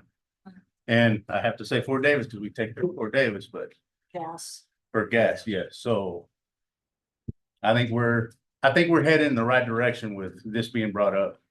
And like I said, us being aware of it and being able to know what we have, what we can and can't do, instead of not knowing and the unknowns, because they're going to come. We have failing infrastructures. I mean, just to put in perspective, you know, when I first started, I think we had like 78 miles of steel. We brought that down of steel to about maybe 72. It's a slow process, but it's changing and we've been able to afford it right now. It's been a little bit difficult these last couple of years because like I said, the prices are, COVID hit, we did nothing. We didn't raise it, we didn't do anything. Now with these tariffs, I'm starting to see it on our invoices, tariff fees. I'm like, hey, what's this tariff? Oh, it's just part of it now. Well, we've got to we got to ask for money, more money for that on our budget to accommodate for that. If not, we're gonna, like I said, we're gonna either break even or we're gonna start working in the red. And once we start working in the red, catching up is gonna be too difficult. So, but I think we're heading in the right direction by doing this and looking into this. And I think right now we have the right people to be able to do this, to figure it out. I really do. Councilmember Martinez? Yeah, I totally agree with this because, you know, the other ones, wells that old, we don't know how long they're going to be working. So It should be prevented a long time. So if we prevent that, we will leave this work for future city council, so it will be prepared for whoever comes and gets everything in place and ready to keep working, function for the community. And I know people will be mad because of the race, everything's so expensive, but we're seeing to the future. Try to prevent what we went through all these emergency, that it shouldn't be happening. So I totally agree. The way I look at it is that we, right now, want to be able to pass that torch to the future generations that are going to take over us one day. We're only getting older. And be able to say, hey, we started this. It's your turn to continue with it and grow from it. Because if we don't start it now, by the time they reach to where we're exiting, where are we going to be at that time? So. Councilmember Escobedo? I like this. I know we need it. I think it's sad that we have to come to something like this. You know, not everybody in the community is in agreement with raising anything. You know, it's like I was told since it started, are y'all gonna raise fees? Are y'all gonna do all these things? You know, you have elderly people that wouldn't be able to afford it. So that's gonna be a challenge. And something that we also need to think about. Yeah. Councilmember Portillo? Yeah, I agree with everything y'all are saying. I mean, but here's the other thing is studies that we talked about, what, a couple meetings ago or something. This should have been done a long time ago. Yes. It is what it is. You know, everything's going up. As a business owner myself, Rob, I mean, things are high. They're expensive. And I mean, you can't do nothing about it. But I mean, how are we going to survive all this? Like I said, this is business, this town, this community, big business. So we got to do what we got to do. And I'm all for it. And so be it if we're the bad guys or bad girls, whatever, bad people. It fell in our lap and now let's move forward. Councilmember Stevens? Thank you, Mayor. I think conceptually, this is exactly the right thing to go. I do think we need to add some performance metrics. We're talking about financials here. I believe we need to add, as I mentioned in our last city council meeting, the performance metrics for each of our enterprise organizations. So not only do we understand the financial implications, we understand what performance we're trying to improve. We've talked about a DIMP program for our wastewater. We've talked about it for our water system. I have no idea how many miles of sewer lines or water lines we have. You just articulated the gas lines. But that's got to be part of the discussion, because I think then everyone will look and say, oh, we have that much? That's where we're going to work. Now people can say, now I begin to understand what it looks like. Randy, you make the gas stuff look really easy. I know it's not. No. But there are very few issues on the gas side because of the Railroad Commission or what goes on there. What people tend to see is all the water, the sewer stuff, and all they see is leak after leak after leak, issue after issue after issue. Helping people quantify what that looks like, then they can say, oh, now I know why I need to pay more for my water base rate, because here's what we're doing. So I think an important part of this is when we do our budget, and I know we're in the middle of that process right now, really be helpful. I mean, as before, now we're fine. It used to be on council, we knew what our water wells were putting out. We knew what our wastewater treatment plant was doing. That data, in my view, we need to talk about regularly so we can say, here's what we're going to expect to get out of the money we're spending to go off and work. The other comment I would make is, there are two other comments. One, I do think this is worthy of a workshop so we can walk through how's it going to get mechanized in this budget coming up. We already know we have a capital improvement plan that's going to be roughly $3 million. Okay. We already know we're going to have some discussions about what are loans that we need to go get. This council's already taken out $2 million in loans on that general fund. Nothing to do with the utility fund. We're going to talk about that a little bit later on tonight. It'd be helpful to understand where we are on fund balances, so we understand how all this ties together. Because there is I don't know any organization that has enough money to do all the things it wants to do. And part of our role on council, we have to help prioritize what those spendings are gonna be. And the more we can have that discussion, I think it'll be helpful. So I think we're gonna line ourselves up a workshop to walk through this, get it codified, then talk about how we're gonna implement it in the budget coming up for 26 and 27. Because I think that's gonna be really important, particularly, as I talked about before, capital improvement plan, which I struggled with a lot. You know, there's a lot of money out there, and how's all that tie together? And there's no question, we need the money to go do it. I really like, Rob, what you put in here, long-term plan. We tend to think about budgets as an annual plan. Having budgets that are 5 and 10 years are important because it helps us think about, well, replacements, what's the schedule, what are the implications, how's the tie-in? So I know I kind of marked out a lot of stuff in terms of this, but I think we need a workshop to make sure we get it codified, and then we really do need to add performance metrics. What are the metrics we're gonna measure so all the rest is look and say, we got it, we understand what we need, gotta go do it. And I think we could do that interior, you know, here in, like, say, for instance, on Mike's. Yep. Infrastructure. We don't have to have it mandated. We could keep it in-house. We can start figuring out where all our problems are. Yeah. Once we start figuring out, we start mapping out, kind of like we did with our dent plan, because we had to do all that. We had to come up from scratch to where everything is, from our leaks to where things are getting hit, where it's growing. You put all those in perspective, it's real easy with a work order. Hey, you got called out on a water leak. Hey, there's another one over here. Hey, there's another one. You start gathering all of that. The software should be able to provide you the addresses, the locations, and then you start building from that. And then you start letting people know, hey, this is where the problems are. This is why we need the money so that we can start working on these infrastructures. They start seeing us out there doing that. That changes a lot of things. You start thinking, okay, they're spending the money wisely. Yes. Once that gets started, we start getting the people's trust. It's all good. But we've got to continue with that path from then on out till we can get it to where we need to get it. We can do it. It can be done. I think we're gonna have to really work on the transparency about what goes on. The other item, and I don't know, we'll get a better understanding with the 26, 27 budget.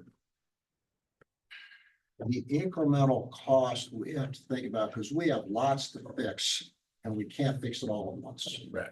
That's why I really like the longer term plan. What does it look like? So we can talk about that collectively and objectively. Okay, I see this long-term plan. How it's gonna play out. And we've not had one of those. I would also tell you, previous council to set aside reserves and none of Never happened. never got followed.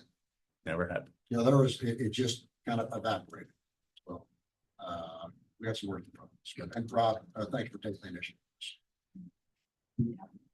I think what you have in here is really good. I mean, you have here reserve funds should only be used for emergency repairs, system failures. It limits what can be done with that. It would require a supermajority vote of city council in order to use any of those reserves. So hopefully that would prevent the problem. I foresee it preventing the problem where the reserves just evaporate. And then you have your annual report in here for the city budget, which will include total revenues, expenditures, operating and maintenance costs, debt service obligations, reserve levels expressed in months of operating and maintenance, capital improvement. I mean, and then also the rate analysis annually. And it hasn't been done yet. I mean, December 2025. So I think this is pretty thorough, what you have here. And I think council needs to consider it sooner rather than later. I'll tell you, I've spent a lot of time on this. What first sparked my idea on doing something like this was when I first decided to run for city council. I was talking to Randy behind the Oyo, and he discussed a bunch of his concerns once he found out that I was actually running for council. And which got my interest into doing this. And then I kind of had it on the back burner, wanted to sit here for at least my first year, figure out how this whole machine works better than what I did. And I still have so much to learn. But I've also been paying attention to what the state's doing. I listened to one of their one of their committee hearings last Monday on the 11th. It's 6 hours long, and this is about to be mandated by the state with the way they were talking. They're looking at what we're losing as far as water, like our parent, and forgive me if my numbers are a little off. I should have taken notes and brought them with me. But if I remember correctly, the mayor and I got to speak with one of our state senators, and I think if I remember correctly, correct me if I'm wrong, please, Mayor, she said that we were $118 billion behind on infrastructure for water and wastewater across the state. 174. 174, sorry. So I'm glad you knew that. Thank you. So 174 across the state. Our apparent water loss, which is what we know came out of the ground or came out of the lake, wherever these municipalities are sourcing their potable water for their MOU, which is a municipally owned utility. We know we pulled that water out of somewhere, but we don't know where it went. It's not accounted for in leaks, so it's bad meters or fire trucks or hydrant usage somewhere right in there. And it accounts for, if I remember correctly, 1,500 acre feet, which in layman's terms is twice the amount of annual use at Houston. So their annual water usage, it's twice that amount that we're losing statewide every year, which equates to about $5.8 billion a year. And so when the chair and the committee had heard that, they were like, why are we doing the grants? Why are the taxpayer picking up enterprise funds when the ratepayer should be paying for this? We shouldn't be double charging people by funding grants with this when there's $5.8 billion a year just being lost to negligence.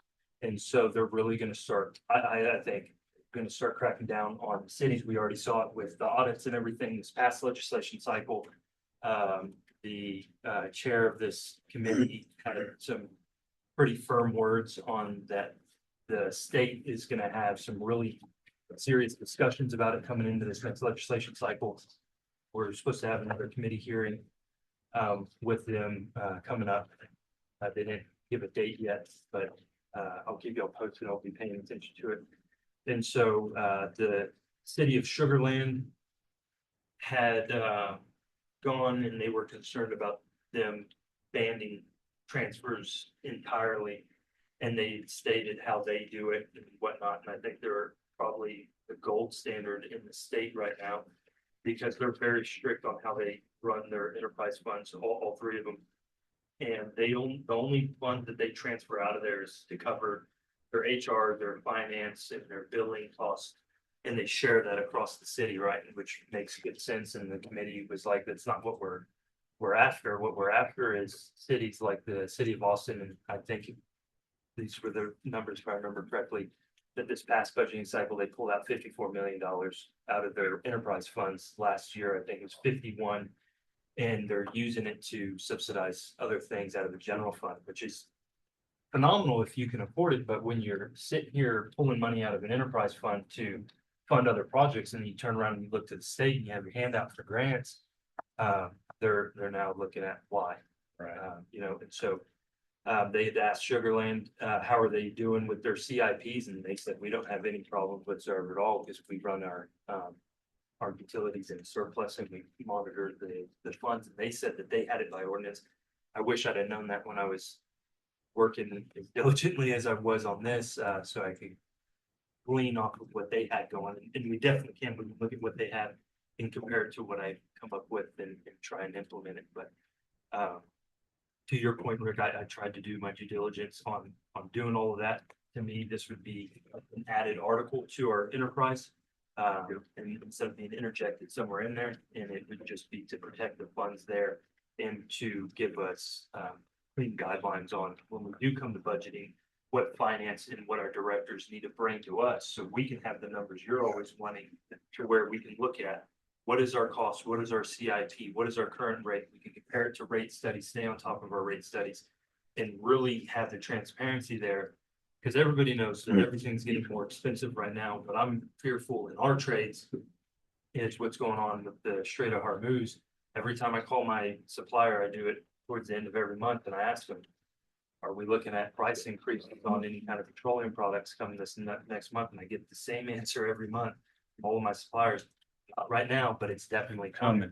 And I'll be honest, I'm pretty fearful of what that's gonna do. Because that's. I have a that's our feeling business. it's not gonna be a low percentage. It's gonna No, be I think anywhere it's gonna between be- 15 to 25. Yeah, I think it's gonna be on par with what we saw with COVID. When we were getting calls, I felt like every other week or so. And saying this is going up and they weren't small rate or increases. Like I can remember water heaters, what we were selling them pre-COVID, install, is now what we're buying them to. Right.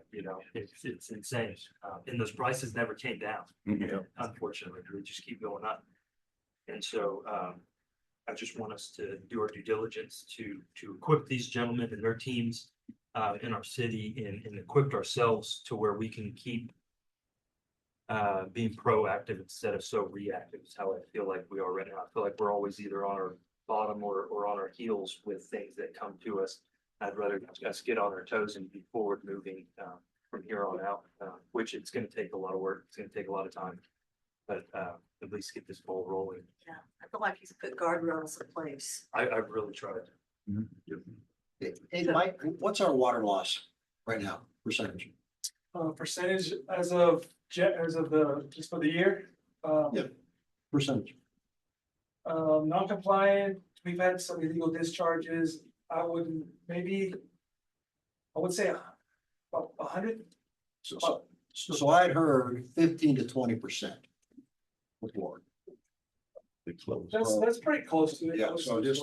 Parent loss and leaks. Yes, Okay. right. So for every gallon you take out of the ground, you're losing 20% of it. That's correct. You're losing a That's quarter of water fair. for every gallon you take out of the ground. That's fair. That's not good. No. Not good at all. Because that's putting a tax on all of our water systems, from the pumps pulling it out of the ground to the pumps we have over there at Mooskies and Sunny Glen pumping it up here and everything. And that's not even reaching the customer to even charge them for it. That's just, It's lost revenue, And so, More expense. yeah, so it's lost revenue plus, the loss in life on our equipment. And so it's costing us in both aspects, which I don't feel like is being looked at in that aspect. They just look at the lost revenue, but it's like our pumps are working around the clock. If we could bring that 20% down, say if we could match the state and bring it down to 3% on our parent, it would be astronomically different. And so, Yeah, and I would also, I sound like a broken record, but I think smart meters would help that quite a bit significantly because it could actually kind of really get to every drop, and I think that would. I think that would make a sizable impact in our parent loss Absolutely. just from that investment. because, I mean, in past knowledge. Sorry, Is that one of your top priorities? that is my. That is your top. I really believe we could, we free up our team, That'd be number one. and that'd be number one, and then, of course, we'd be able to, I think after a few years, it would pay for itself. So just a reminder, that's not in next year's capital improvement plan, it's the year after. So this is why I keep bringing, we, council, really got to look at the priorities about what's important. There are some things that are high on that list, in my view, ought to move down. If we're talking about infrastructure at real cost, some things like meters got to move up. Yeah.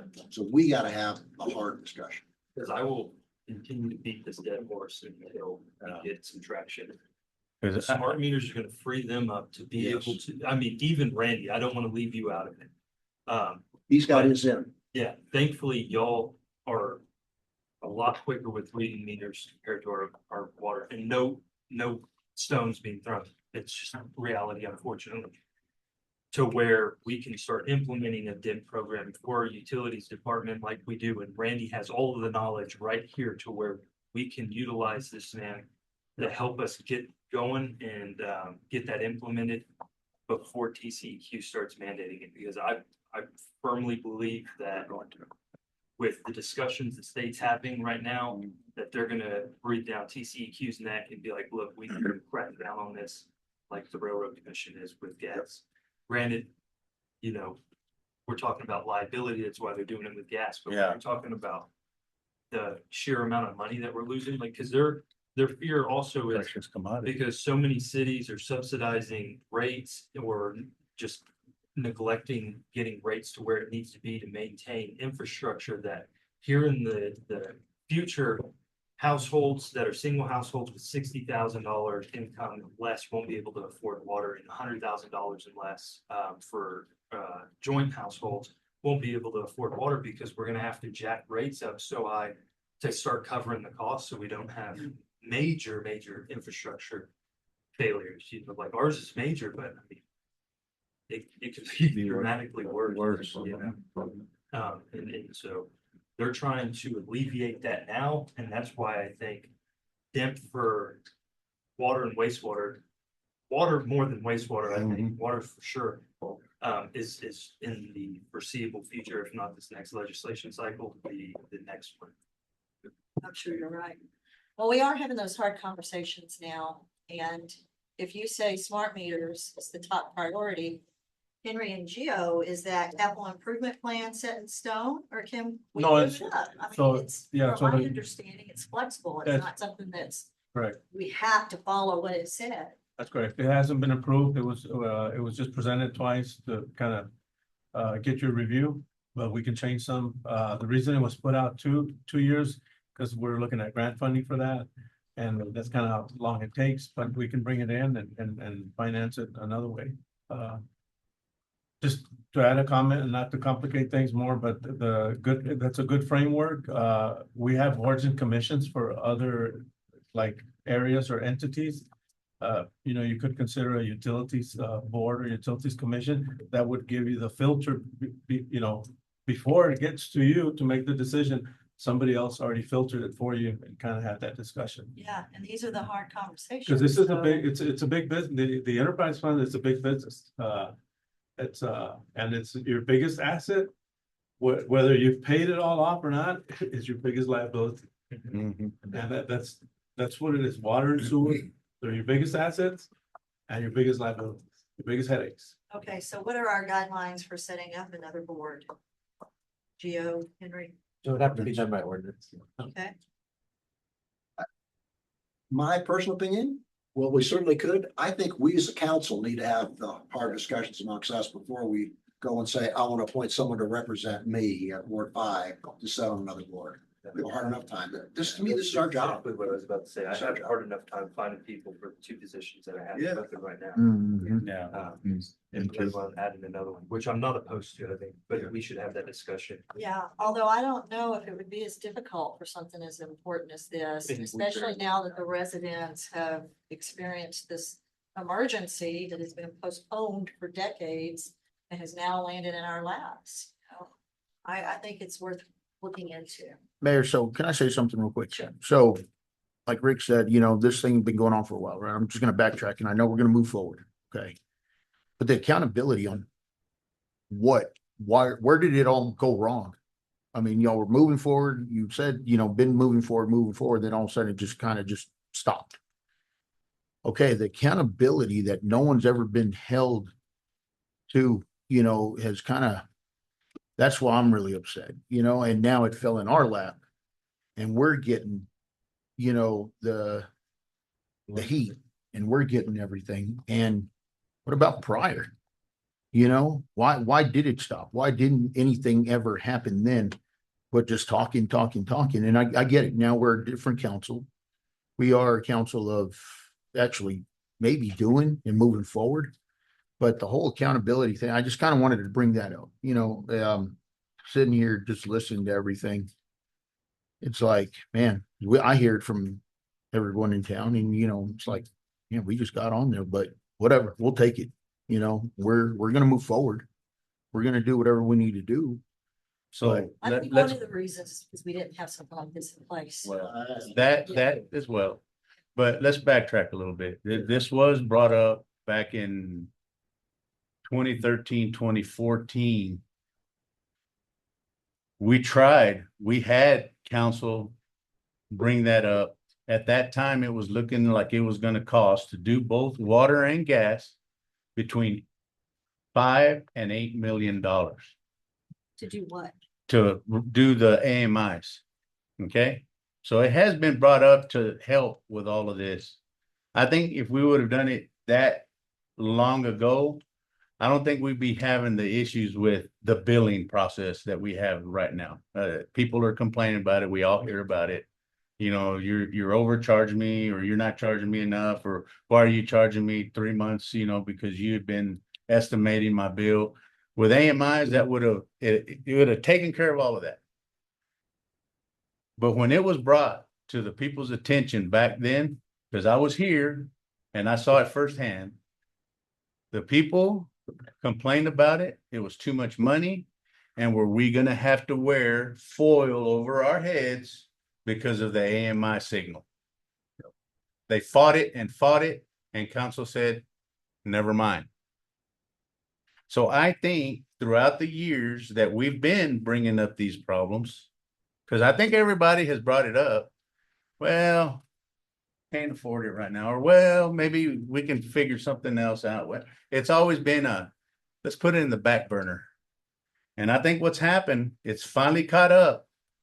And unfortunately, it caught up with y'all. That's the problem, because it's been known for a long time. The other thing I observed back in 2014, as I mentioned before, the city had a debt of $8.6 million. It took out huge amounts of loans, 30 years worth for a number of things. You'd have to say, why was council spending a lot of money back then for a budget that was $9 million? And so to say, Randy, it's spot on, and then to add on more debt, and all the pushback. I'll also tell you, council had approved grant or some engineering studies for almost $1 million a year. They got zero value out of that. Right. It was spent unwisely. Now, we changed city managers. We're on our 5th one in the last 12 years. We've changed utility directors. How many times? 10 times. So we've lost a lot. So I think one of the important things we have to do is have some consistency of people, because every time we change people, we have a learning cycle all. It's like starting all over again. Yeah. Anyway, we gotta go forward. Yeah, and so if y'all are okay with the way this is written, what I would like to do is have Joe do what he does best, get it in the proper format, get our legal team to review it. We'll have a workshop, we'll dissect it and go through it, get it to where we like it, and then get it to our first reading. I think the workshop should occur first, maybe. Because usually in the ordinance process, I send it to city council and the city attorney for 2 weeks already, but I'd have to write the preamble, all of that. So if y'all workshop it and you make any tweaks, then I could finalize it. Okay, I think my only concern is like the timing. due to my, like I researched all this myself. I tried looking through Texas government code and all of this and our charter and everything to make sure that the requirements that we're putting in here were. I mean, we can just go forward with the It would be process done. without a workshop if y'all are okay with it. Then I'll send it to y'all for 2 weeks and the city attorney for review, and then we'll just schedule it for first and second reading. Is that okay? That sound good? Okay, Yes. I'll do that. So we're gonna not do a workshop? We have a workshop on June 2nd at 4 PM already scheduled for city employee compensation plan. We have one on June 16th scheduled for budget. I don't know, that's just gonna delay this until after the next budget cycle. Oh. I think. My experience, we are in a budget cycle. If we're not meeting every week, I don't think we're gonna have a budget done. That's my view. This is so important. It's time for us to start saying, we gotta start putting some priorities together. And every week, we have to. I think what I'm hearing from council is they're ready to move forward with it. Is that accurate or no? I am. Yes. I'm game either way. I just wanted to bring this to y'all's attention and get y'all's input. I guess then I'll make another. There is no discussion about fund balance versus reserve. That's a term we use. That's somehow gotta be in this discussion. Yeah, so I mean, we'll be able to amend it unless y'all want to make the recommendation now. We can make the adjustment now. I have it to where it states what our fund balance for our enterprise are gonna be. And that's very good year. And so obviously we're far from that. Yeah. We'll have to figure out, whatever's left over is gonna go to their fund balance and we're gonna build it up for wastewater, water and gas. So what were the workshops that we have? I know that we have one on the second, and what's the next one? The next one is on the 16th for budget. At 4 p.m. you have it for both, right? Yeah, by workshop. and there. Pretty much.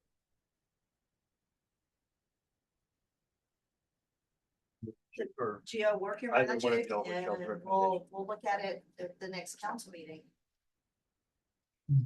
Yeah, go backward. Do you have an updated one for the next council meeting for discussion and then we can? Or do you know? Like that's in the proper format. I mean, I could write the preamble. I don't think I can do that in 2 days though. That's the Deadline. So I can get it on in the proper format in 16. Yes. Okay. All right, so moving on to action items, the city manager, action. Thank you. item A. Thank you. Jim. Thank you. Thank you. Item 11A, approve the second and final reading of ordinance 2026-05-01. An ordinance approving rezone application 2026-0501, amending the official zoning map of the city by rezoning the property located at 901 East Gallego and legally described as all of lots number 9, 10, south 83.07 feet of lot 1 and 2, lot 34, Hancock addition to the city of Alpine, Brewster County, Texas, as the same appears in the map of plat records on file in the office of County Clerk of Brewster County, Texas. Rezoning the subject property from R-4 Mixed Residential District to C-1 Neighborhood Commercial District, providing findings of fact, repealer, severability, effective date, proper notice, and hearing clauses. I need a motion. I move we approve the second and final reading of ordinance 2026-05-01 as presented. I need a Second. second. Okay, discussion, city manager. Mayor, this ordinance approves a request to rezone the property located at 901 East Gallego from R-4 Mixed Residential to C-4 Neighborhood Commercial. The applicant is seeking to establish a commercial plant nursery, which is not permitted under the current zoning designation. The Planning and Zoning Commission held a public hearing and recommended approval, and all required public notices and hearings have been completed in accordance with state law and city procedures. Approval of this ordinance will amend the official zoning map and allow for neighborhood scale commercial use at this location. We have Jessica Isley here. Motion here. It is a second reading, council. Do we need? Okay, let's vote. Aye. Aye. Okay, city secretary, council voted unanimously to approve the second and final reading of ordinance 2026-05-01. Moving on to action item B, city manager.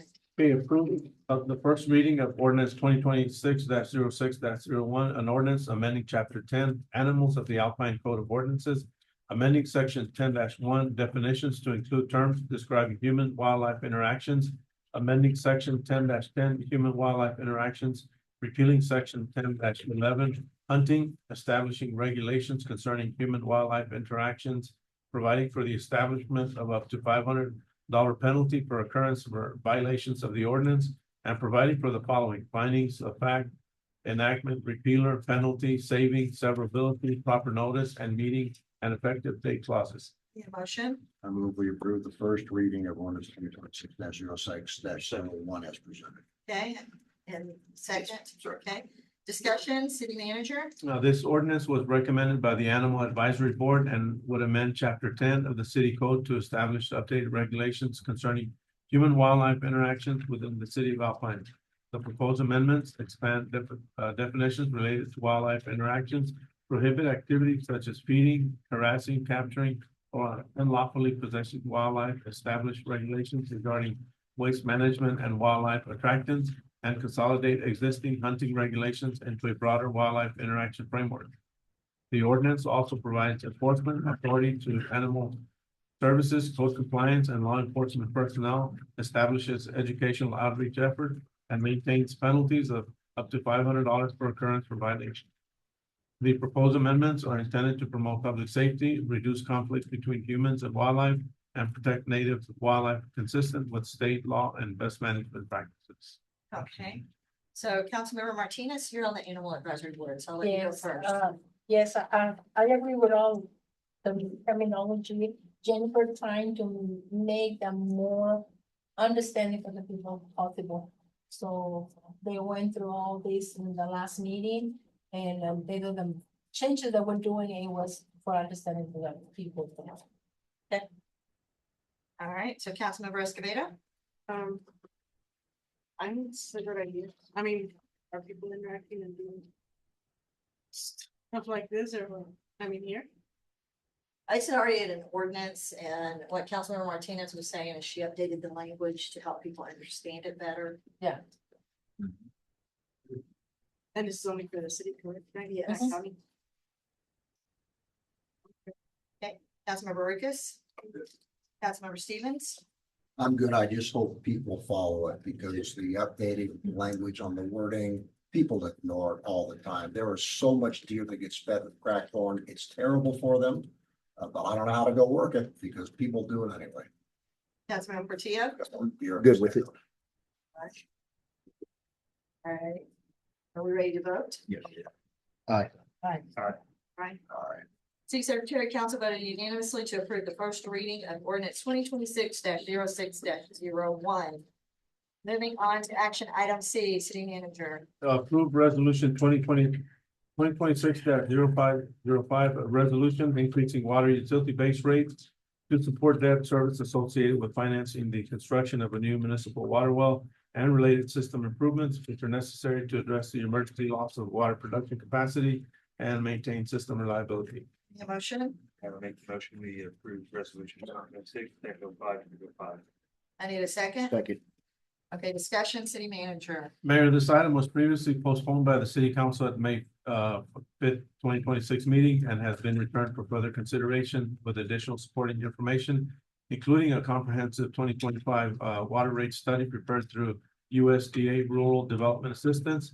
The proposed resolution would authorize increases to water utility base rates to support debt service associated with financing the construction of a new municipal water well and related infrastructure improvements needed to address the emergency loss of water production capacity and maintain system reliability. The rate study identifies existing operational deficits within the water utility system, outlines multiple rate adjustment scenarios, and concludes that additionally recurring revenue is necessary to fund critical infrastructure improvements, improve emergency preparedness, strengthen reserve funding, and support eligibility for future grants and low interest financing opportunities.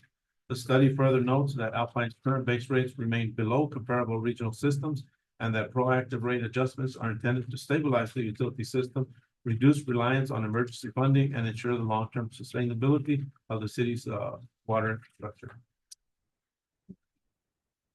All right, so council, if you have looked through, starts on basically page 84 of 111. And then there's a comparison to other cities in the area, and then also a city that's about our size, maybe a little bit smaller. On page 95, you can see how we compare. It's on page 95 of 111 to other cities with our base rates. And looking through this, also the amount increases. Not only is it a base rate increase, but it would be an increase based on usage as well. Correct. You know, which to me makes sense. You know, you use more, then you should pay more. So, and then the base rate, our base rate's so low right now that hinders our ability to get grants is one of the things. Correct, City Manager? Correct, and we do have our rate consultant, Rebecca Manriquez, is on Zoom. And we did this study back in December of 2025, so it's. That is correct. Okay. All right, so Councilmember Lucas. Okay, so I have a couple questions. First, start off, so in the executive summary, it still says we're going out for debt, that we decided that we weren't in last council meeting, or is that just because it carried over? Because it carried over. Okay. The item carried over. Okay. And then, this rate study is dramatically better than, or website better, but I like the detail in this one opposed to the other one. That one's like just wave top. I like that it has combinations as well. I think that's more the direction to go. For sure. However, what I'm concerned about is this gonna be just implementing the whole thing at one time? Or are we looking at whatever we're deciding, we're gonna divide it by 5 on usage and base rate, or whatever direction we go, whether it's just rate or just base, and implement it over the next 5 years, or are we looking at just increasing rates? Yeah, right now it's just a one rate increase. With the combination of the base and the usage. So that's the way you would wanna go to? Yeah. Yeah, because with your proposed ordinance, we would look at this annually. Right, yep. Just wanted to see, because with that ordinance, it's also is like, as long as we're within a rate study would be sufficient to that ordinance as well, but it's showing base rates and then also the combination. So I wanted to see what direction we were looking at going. I'm in favor of the combination, as I previously stated in our last council meeting. And then I guess I didn't do the math. I should have done the math on what it would be, but I didn't know what direction we were gonna go as far as what that was gonna do to our average billings based off of average use. Would be, I guess, some numbers that I would like to see if we're just truly want to rip the Band-Aid off, or if we're gonna ease into it. And get us out of the deficit with the first year, like the initial rate study was showing, and then compound each year into that. Those are just my questions that I had. Yes, so the fixed rate would be to be able to support your some of the fixed investment, right? Because most of the cost is fixed. And then the other rate is would be based on usage. And then you have is it residential or commercial? Or industrial. So if you're somebody who wants to maintain a beautiful lush green lawn, then you'll pay more because you'll use more. Or if you have a pool or a hot tub or whatever it might be, which makes sense to me. If you want that, then you'll pay for that extra usage. Councilmember Portillo? I mean, like Rob said, I mean, I'm kind of with him, he kind of understands a lot about this water and what was going on, and Mr. Redondo, with the financial, backing on it. I mean, we got to do what we got to do at the end of the day. And that's where I stand. And looking at these numbers down here compared to other cities our size, it's like, wow. Councilmember Martinez? Thank you, Mayor. Which one increase do you recommend? And you give us several options. Yeah, and to me, I looked at the one that has the $4 increase. That's not the highest, and it's not the lowest. It's kind of in between. And then on the $1 usage. Yeah, and then on the usage, maybe for residential $1, and then the commercial maybe $1.50, because if you have a commercial business, when you declare your annual tax return, you're able to deduct, some of that expense. So it actually gets reduced depending on your tax bracket. They say the rate adjustments will go toward critical water infrastructure improvements. So whatever we increase, it will be to the infrastructure. How do you will manage that? Yeah, so the increase would be, if, let's say, for this example, we're saying that if we're going to borrow between $500 and $1 million, then we can use that to pay for that, because it gives it has a fixed payment here.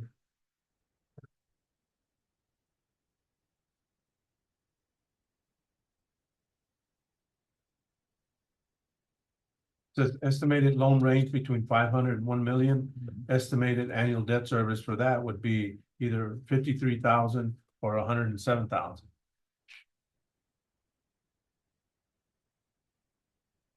And then if we vote this way, when we will start effective? Well, we would have to give notice to the ratepayers. And put it out there that, hey, this is the action that's gonna be taken, that we're giving notice that it's gonna increase by this date. I know that we have been postponing this for a while, and now we have the problem with the water, so that the people need to know that this is not because of the problem that we had. This has been coming before. Yeah. That we have been holding, and now we have to do something. And just to decide how much it will that increase. Yeah, it's to make investments in the system. So we're currently in a deficit of 93,000 Yeah. with our current rate system. Councilmember Escobedo? I do know that we are gonna need an increase regardless. I'm definitely not for the 5. I almost feel like.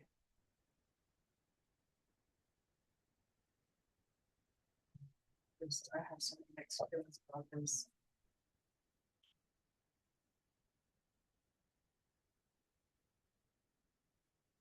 I wouldn't feel comfortable putting the citizens to pay the $4 increase. I would feel comfortable with at least the 3. Cause I almost feel like we're punishing them at the same time when this isn't their fault or ours.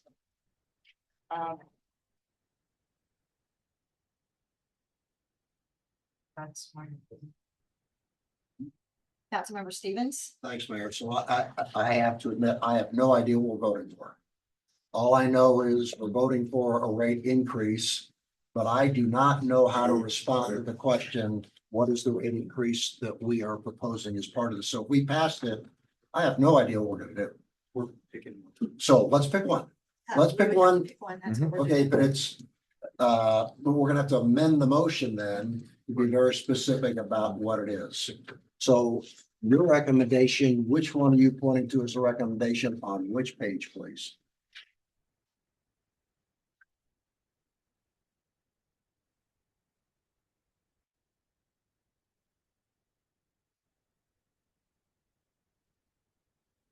On page 88. Page 88, I'm on back to 88. Yes, on the top right, you have read in yellow, across the top, either $3 increase, a $5 increase, a $4 increase, or a $2 increase. So that's the base rate. That would be the base. Okay, and we're also talking about a usage. Yeah, and the usage would be on the page.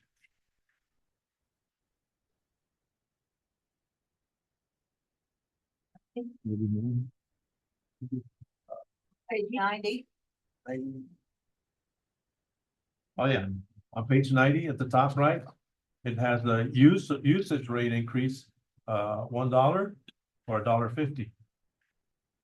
And that dollar is on top of the rate fee of right now $3.30 or $8.57. So if I'm a resident and I use under 2,000 gallons, I would, instead of paying $8.57 a month, I pay $9.57 a month. And instead of today on my base rate, if I'm a resident with a 3/4 inch line, instead of paying $8 a month, I would pay either $10, $11, $12, or $13 a month. That's what we're talking about. Yes. Okay. So that's because I went through all this thinking, okay, I got it, but I'm just trying to look, and now I want to go back to page 90. What is the one? Okay, now I'm back on page 95, which is the relative comparison of the typical monthly base rate pattern. For Alpine, that would be, instead of $8 to $20, it'd be potentially 10, 11, 12, 13, or whatever to what? I'm just trying to think about how we talk to people about this. Because we're gonna approve something tonight, which we ought to go do. But it'd be really helpful if we all have the same story about what we're gonna talk about. That's why I'm trying to really pin down what our numbers are, so it's kind of difficult for us at this point to kind of, so I wanna, before we vote, I wanna make sure we're really clear about what we're doing. Because we're talking about increasing the base rate and the usage. Right. Okay, so. And when would it go into effect? We'd have to post it in the newspaper and let them know. So let's say about 30 days. I believe that is the requirement. So July. Yeah. So it'd be a July effectivity.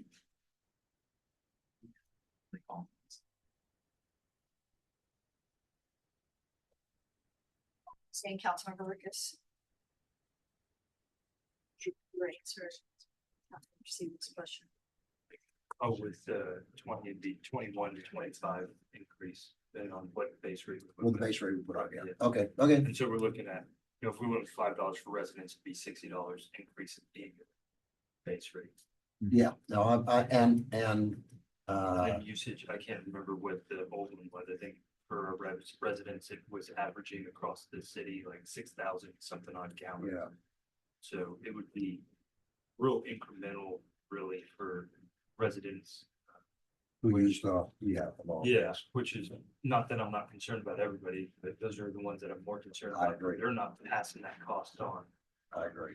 elsewhere or writing it off. Yeah, right now, yeah, Or a combination of the two. yeah, no, I agree with that. So at the first meeting in June, we're bringing back all the rates, all the tables and all that. So if you want, we can, bring this with a recommendation. Instead of you having to approve it tonight. We can have the resolution ready with the recommended rate. Okay, It'll be every departmental fee schedule that we're trying to bring back for this person. which is part of our budget process anyway, Yes, correct. okay? But I would vote against this one, so as written, obviously, because I'm sorry? I would vote against this one as written, because it sounds like, it's really not. Yeah, that's what I'm struggling with in terms of. Bring it back.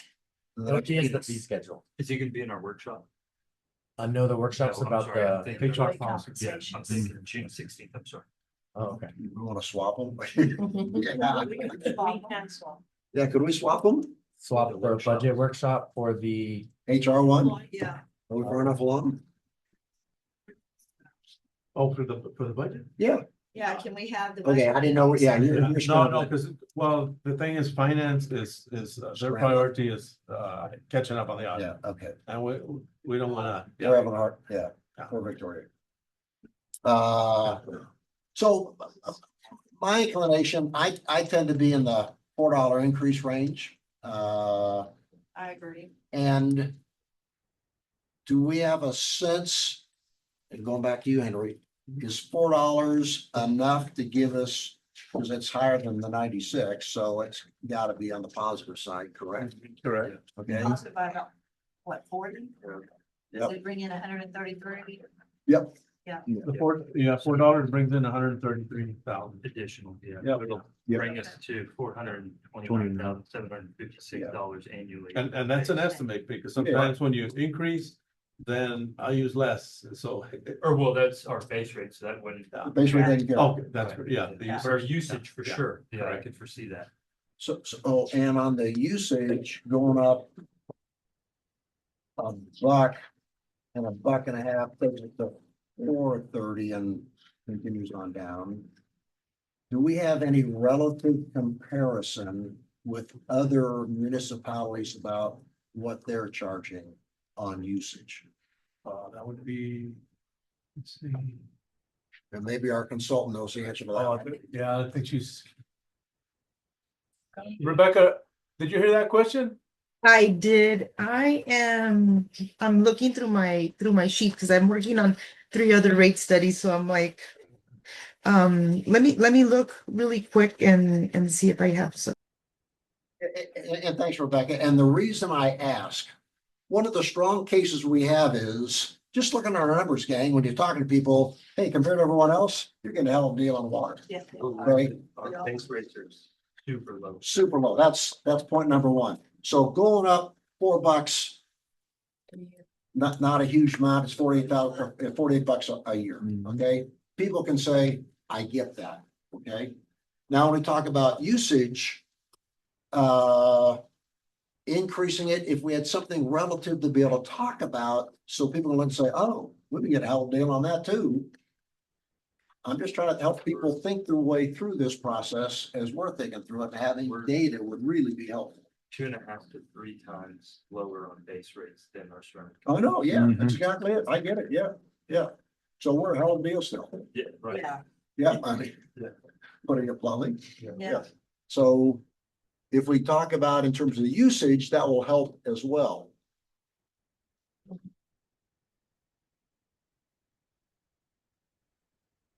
No, I think the buck makes sense, the buck and a half makes sense. And if we talk about that coming up, it'd really be nice, Rebecca, to have data. We're not approving it tonight, but we're gonna approve it at our next meeting or whenever we have a rate study discussion. It'd be really helpful to have some data. Absolutely, sir. I will have it. I'll have it to you by next week. 16. June 16th. Well, the fee schedules we had scheduled for next meeting, but we can move them. Oh.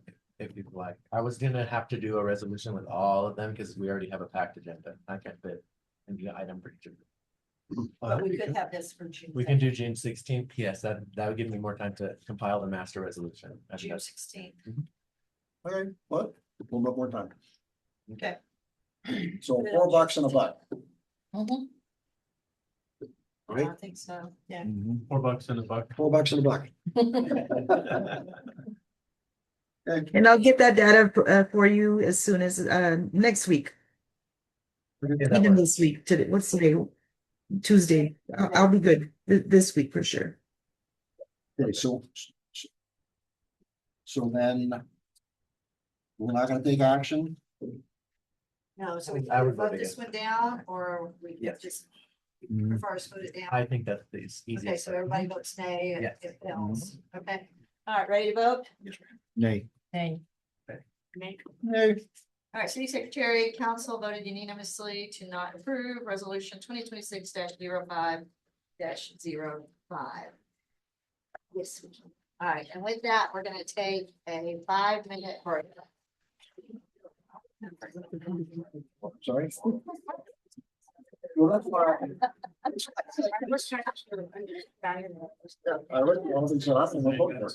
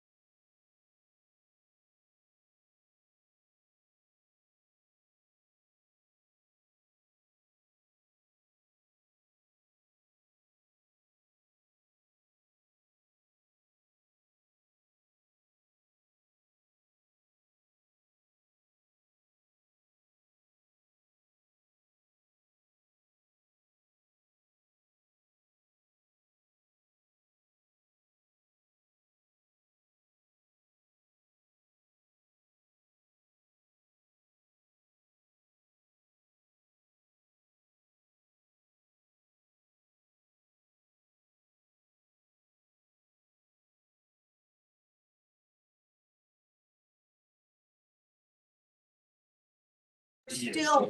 Here, so people see, that's why I want to make sure, it's the simple explanations, when they say, oh, I do that. It did, we're gonna have I know that one. Yeah. I've been talking to, I went to. All right, and with that, we are back at 7:36 p.m. Moving on to action item D, city manager. Approve resolution 2026-05-26, authorizing intervention in AEP Texas Incorporated application to amend its rider mobile temporary emergency electric energy facilities before the Public Utilities Commission of Texas, approving cooperation with cities served by AEP Texas, authorizing the hiring of Lloyd Gosling attorneys and consulting services to negotiate with the company and direct any necessary litigation and appeals, and requiring reimbursement of city's rate case expenses. Okay, I need a motion. I move we approve resolution 2026-05-26 as presented. I need a second. I'll second. All right, discussion, city manager. Hey, Mayor, this resolution will allow the city of Alpine to join with other Texas cities served by AEP Texas to review and respond to a proposed electric rate adjustment filed with the Public Utilities Commission of Texas. By participating in the coalition, the city is able to share the costs of attorneys and consultants who specialize in utility regulation to review AEP's proposal, advocate for fair and reasonable rates, and help protect local residents and businesses from unnecessary or excessive utility costs. The resolution also allows the city to have a voice in the regulatory process while requiring AEP Texas to reimburse participating cities for reasonable expenses associated with the case, minimizing the financial impact to the city. All right, that sounds like another no-brainer to me. No. So Councilmember Lucas. I'm right there with you. I don't have anything else to add. It's a no-brainer. Councilmember Stevens. Yeah, it's a no-brainer. If we don't do it, we have to get our own lawyers, pay our own money, and we get no better results. Councilmember Portillo, Good with it. Martinez. Okay with it. Escobedo. Let's vote. Aye. Aye. Aye. City Secretary, council voted unanimously to approve resolution 2026-05-26. Moving on to action item E, city manager. Approve resolution number 2026-05-27, a resolution authorizing Visit Alpine to apply for Humanities Texas rural grants on a year-round rolling basis for qualifying humanities-based projects, and authorizing the submission and administration of grant applications and awarded funds in accordance with Humanities Texas program requirements. Any motion? I move we approve resolution 2026-05-27 to go out for free. Okay, city manager. The purpose is to authorize Visit Alpine to apply for Humanities Texas rural grants on a rolling basis for qualifying cultural, historical, and humanities-based projects without requiring separate council approval for each application. The background, Humanities Texas offers rural grants of up to 2,500 with rolling deadlines, expedited award decisions, and no local match requirement. Visit Alpine has identified several eligible projects, including the Museum on Main Street Mural Initiative, Coconut Field Historic Recognition Programming, and the Dark Sky Coloring Book Project. With additional opportunities and anticipated throughout the year, the proposed authorization would allow staff to respond quickly to grant opportunities while creating no financial obligation to the city unless separately approved by council. Recommendation: approve resolution number 2026-05-27, authorize Visit Alpine to apply for Humanities Texas rural grants on a year-round rolling basis. Another no-brainer. I don't see why we would say no to applying for any grants, especially since there's no financial obligation. Any comments, council? All right, let's vote. Aye. Aye. City Secretary, council voted unanimously to approve resolution 2026-05-27. Okay, moving on to action item F, approve a plan for the Alpine Municipal Pool plan moving forward for the summer 2026 season. I need a motion. I move we approve a plan for the Alpine Municipal Pool and plan moving forward for summer 2026. I second. Okay, all right, and discussion. So the 2026 season is upon us, coming up this May, and I was hoping that Mike and John would still be here so they could give us an update on water, but Henry has kept, I know he's abreast of everything and. Yeah, so we haven't had the problem with the Muskies, well water going into the other tanks. So the problem is, with the Sunny Glen. Okay, so If you wanted to fill the pool, we would have the capacity to fill the pool with the water that we pull from the Muskies well, and we bring it up to the lower tank. And so that was reviewed by Mike and John, and they said you wouldn't have any problem. And as far as optics, we have the Cartwright well that's about to come online, possibly by the end of this week. Is that That's correct right. still? They're working on that also, just having to meet, certain requirements. And Right. everything looks positive. What's Cartwright pumping? I think they said about 130. Yeah, that's what it is. And so they're waiting for the 3 sample tests, right? The 36-hour pump test. And instead of 150 gallons per minute, it's now 130. And so with that, we should be able to fill the tank, keep it full. Now, tell us about it. So right now, and correct me if any of my math's wrong, please check me. Right now, we're doing about 18 loads a day, which is about $3,900 a day, right? With water runner, which is 117,000 gallons roughly every day. We're steadily growing, and that's with stage 4. We backed off of that. We're not gonna hold that. Every year, even with Roberts, and I can speak for this myself, and being in that office, working in there, watching it over the summer, and losing sleep over it, watching it, and every day I would go in there, this was with Roberts producing it, 343 at the time. We'd watch it every day, drop, and we barely skimmed through the summer. And so at 130 gallons a minute, that's 7,800 an hour, 187,200 gallons a day, which is going to be a bit more than what we're doing. So I think if we continue with the state or the drought contingency, we'll be able to fill the tank and we'll be able to maintain it. But if we back off of that, we're going to have issues. So like we can go to stage 3 and allow people to water at night, but if Do we we still need to allow keep the normal trucks? usage, no, I don't think we need it. That's what I'm saying. If we could get away from that, because it's only gonna be with what she's charging us, 22 cents a gallon, or per 1,000 gallons, it's $41 a day. Yeah. Roughly, so dramatically different. I would like us to stop paying for that much every day, 4,000 compared to 41. Yeah, however, I would like us to ease off so we can have people watering their yards and stuff, but not like we usually are in the summer until we can get that new well online, or our boosters, or both would be, I think, So the best idea. Yeah, so the $1 million pump, we've ordered the parts, waiting for them to get here, and then trying to So execute we're that. almost 2 weeks into our 30-day. Correct, yeah, it'd be another 2 weeks. Probably. And we should have the $1 Estimation. million pump up and going, Right. which will help to supplement the Right, water. yeah, at that point, I wouldn't have any qualms. Now, I think maybe Mike will have a different opinion perhaps. But for me, mathematically speaking, I don't think we would have any issues at that point with Cartwright on, the booster pump on, and then the well following to ease off even more at that point. And so where I would be with the pool, going full circle to this, is if we get the Cartwright on and we can ease down to a 3, and we're able to at least maintain our tank levels and not exacerbate it, I'm all for filling the pool at that point, because then we're at least allowing people to start watering the yards. Because what I don't want is, like, yeah, our east side's good, but my entire ward is affected. People are extremely irate about their grass and their plants and stuff dying, and it's expensive doing all that vegetation and stuff.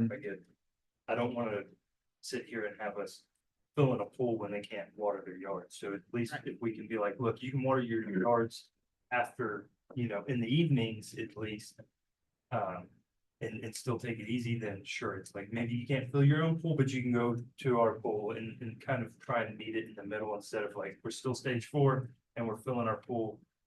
I feel like So when do you foresee us coming off of stage 4? as soon as we get the Cartwright on, we can go down to stage 3, I think. And So we'll that's monitor it. by the end of the week? Is that Probably by the still- end of the week, correct, yeah. And when will the new well start? When will he start on that? The new well, the TCEQ was waiting for a sanitary easement, and I just got word that they just sent it to them. We're looking for a sanitary easement for that area. And they just got sent. And then, Andy's working with, I can't remember the lady's name, but they know our situation and to expedite, and I know some supplies have already been ordered, also the shafts and the. So when do you casing. think that he'll be able to start punching a hole? I would say he's already looking at moving his equipment over to the site, so. Week or two, give it a week or two, yeah. But we should have caught right at the end of the week. And then we could drop to a stage 3. Probably, that's what we're looking into, yeah. I was just wondering the same, obviously. And then one thing with the pool, it's, if you go and look at it, it's once all the material that they're using to seal it, it's set, there's gonna have air pockets in it. But there's vents on the corners. Once you start filling it up with water, the own weight is gonna push the air out. But, you know, you also don't wanna just leave it sit there and let the sun bake it and get more air underneath and all that kind of stuff. So you, I'm sorry, go ahead.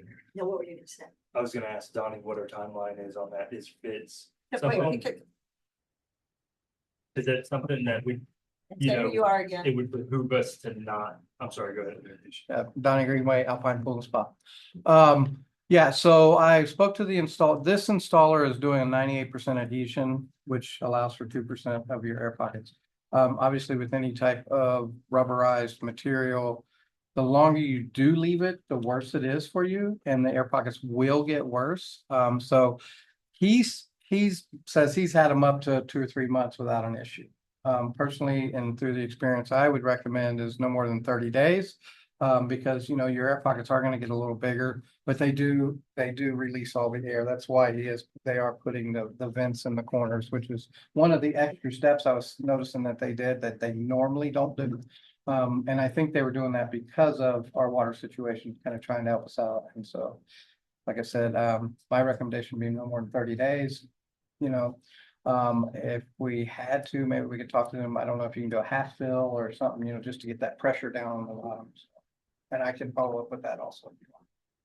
And if we wanted to get what we had contracted for with the first pool clean set. Yeah, I can find out about that. I imagine that will go away. Just because they're not gonna pay to have them come all the way back out. Their thing is the expectation on those is that the pool is completed, it's filled, then they do that right away. It's something that can be done in-house. We have, I think, 2 CPOs on staff, which we can make sure that happens, and I have no problem helping them out with that, so.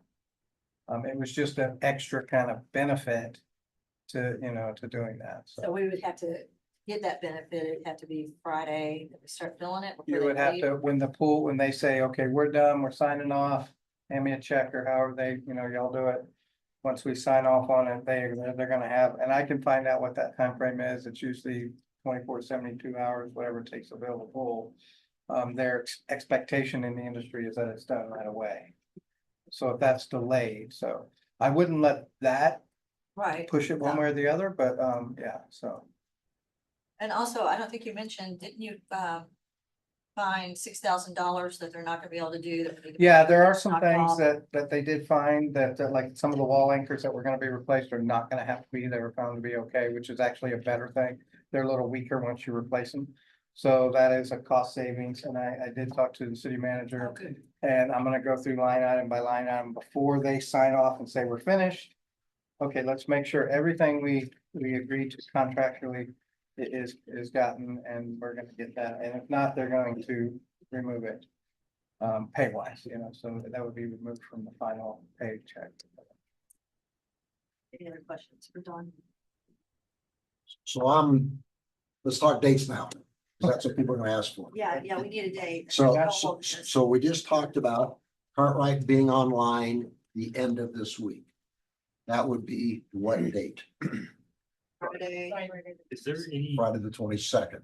anything that we may run into as far as hiccups with getting that online? They were mentioning something about a valve.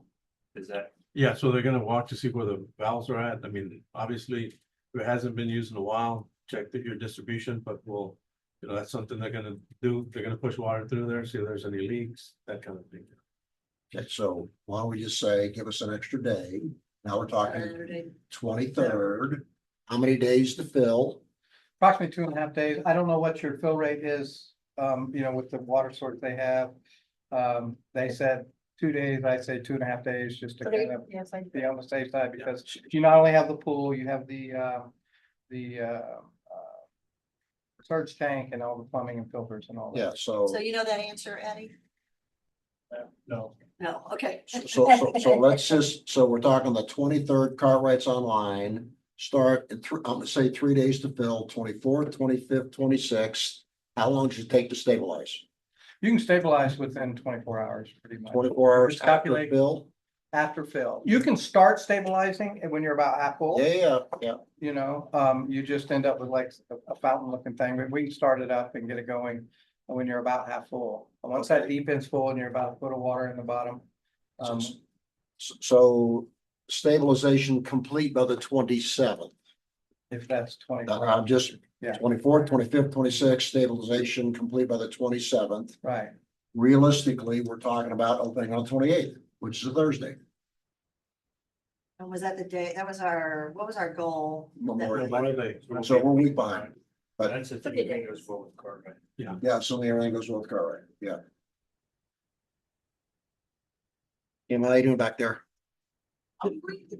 Okay, how are your lifeguards? She's gonna come up and talk and just. Okay, I'm just trying to, okay, so I just, realistically, we're talking the 28th. Yeah.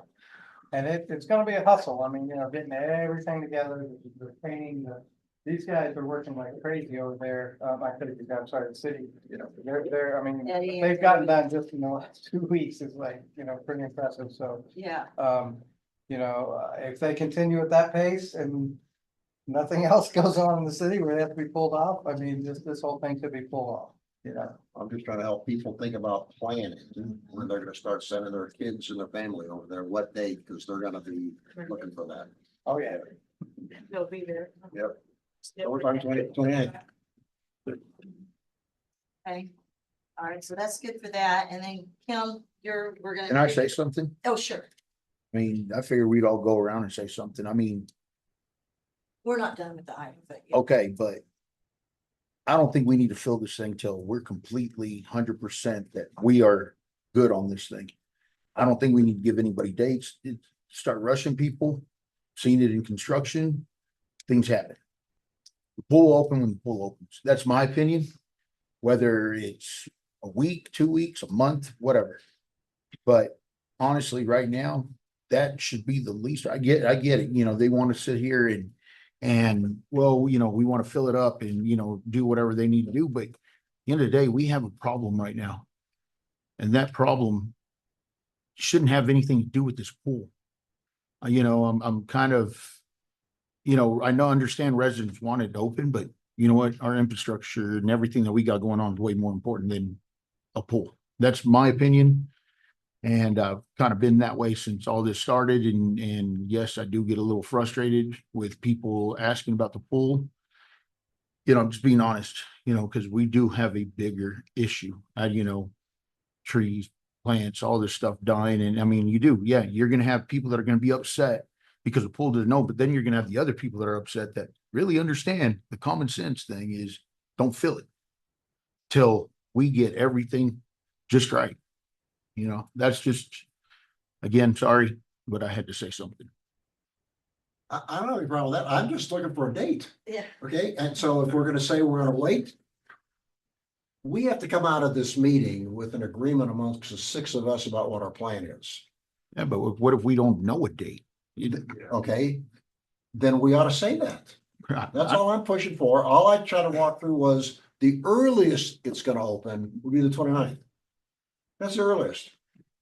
I was pouring concrete this morning. I had 30 yards of concrete to pour. Shit happens, things break. It didn't all get done. So that is the challenge we face. Yeah. So. I'm sorry, go ahead. No, you go. And so that's where like my agreement with the pool being filled is contingent on our east side being able to be self-sustaining and at some point with this Cartwright well. Yep. It's not enough to sustain it all by itself with full open water usage by any means. And so it's like, if we can stop the shuttling from our Mooskies to where when we're filling this, because it's 22, how many hundred? 220,000 gallons. I'm sorry. 220,000 Yeah. gallons. So we're pumping that while we're shuttling 117,000 gallons. Mhm. I don't want to exacerbate our Moosey's well field, like, let's Yeah. keep it pumping and doing well. And so it's like, we can do that, then I mean, we make. I'm a pool guy. I would love to see it pulled tomorrow, but I would rather see the people of the city have their water and, you know, not be stressing over their grass or trees or, I mean, we're the same way. We just planted a bunch of trees and we're having to use water that we had stored from 6 months ago, you know, so it's, I totally understand. How do you feel about that, Rich? Yeah, Like, I if mean, that once, goes well. if that goes well, then, you know, go ahead and move forward, but That's what you were saying to begin with, that you didn't want to fill the pool until they were reduced to a stage 3. Right, yeah. yeah. I mean, And so we could tentatively have that at the 28th or 29th, whatever, as long as everything goes well, but we need to find a valve apparently and make sure we don't have any leaks. And I'm not, I'll go out there with my line detector and I'll freaking locate that line, put paint on the ground for them if we have to expedite this process and no cost. I'll do it for the citizen. I don't give a rip. Whatever we need to do. The $1 million pump. is what- No, for this Cartwright, Cartwright. that we can know exactly where that line is. We can find the valve and everything if we have to, if they don't find it on their own.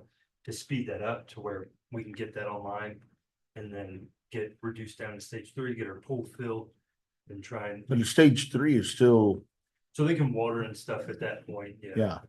And so that makes me feel better about filling a pool. I mean, and that, yeah, I mean, you understand this more than I do. I'm not a water guy. You know, I'm not gonna sit here and say I am. But, you know, I mean, I see a problem. Yep. But honestly, if you're good with it and you think that'll work, then I'd be good with it. And there's no effect on the construction side either, so we're good there. So Right, yeah. Because the pool is on our Mooski side, right? But it's like we're pulling from our Mooski side already to limp the east side along. So if we can have the east side limping along by its, I'm sorry, the west side. Limping along by itself, and we're not pulling from our west or east side anymore, we can utilize the water to fill the pool, people can water, we can try and make everybody happy. It's inevitable, but you know.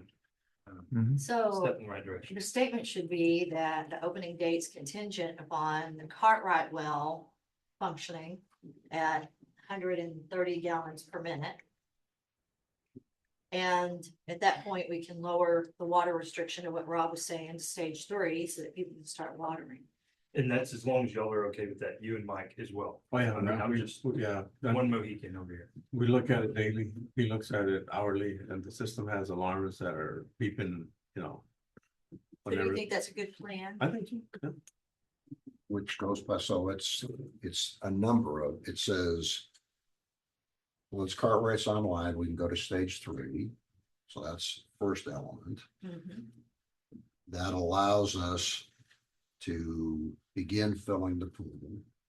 We have 4 to 5 days worth of work to get that filled. So the earliest is the 29th. The earliest would be the 29th.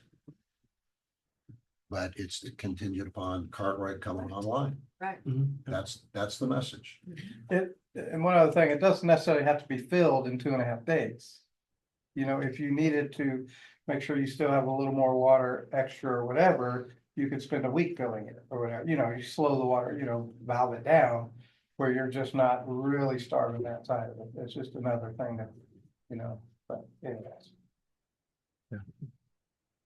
Okay, all right, and Kim, can you come up and tell us about how we're doing on the other ends? We know how we're doing from the water end. How about the legal end? Okay, Introduce yourself, please. Kim, Recreation Coordinator. Bet y'all didn't think to see me again this soon.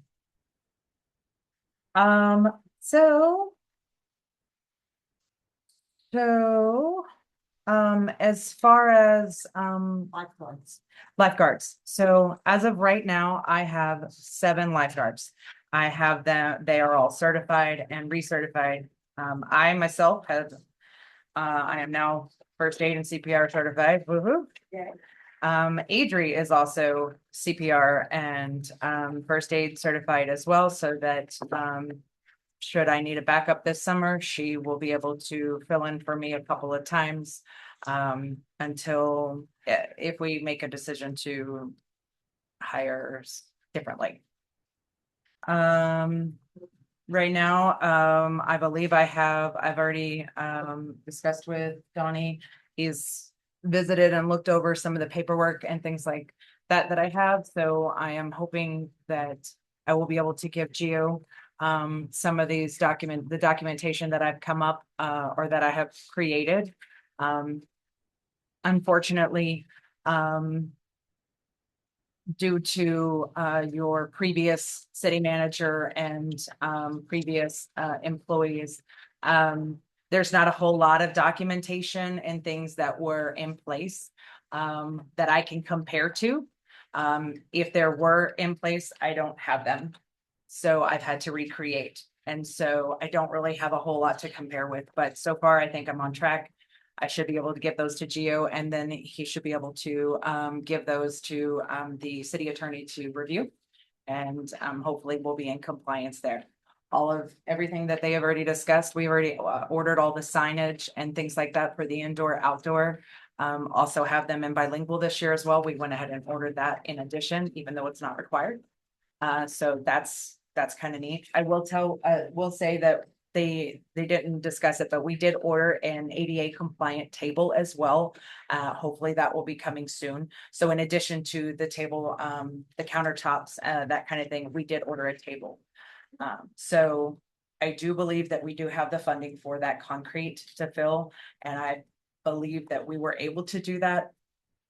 I was personally hoping that once we filled that and took the fence down, we would be able to put tables there and also create shading to provide a little bit more room. My idea also on the 56 by 56 grass was to be able to use that turf, and kids could be able to play cornhole. We could order big games that they can play, and there's a little bit of recreation over there in that area. So that was just wanted to throw that in for discussion. So that might be a good idea until we actually make more definitive decisions on that area. So those were just some ideas that we'd like to put that through. And I have been in talk with Kirsten Moody, who was able to find somebody who has a grant that has some money that could be rolled over that are interested in funding our structure, shade structure over the kiddie pool area.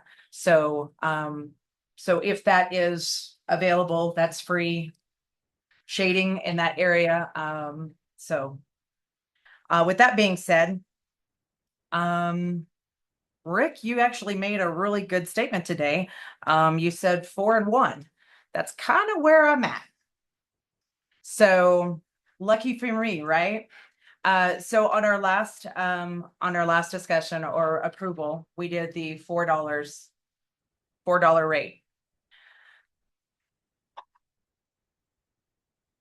I'd like to stand by that, but I'd also like to propose offering the season passes, bringing those back.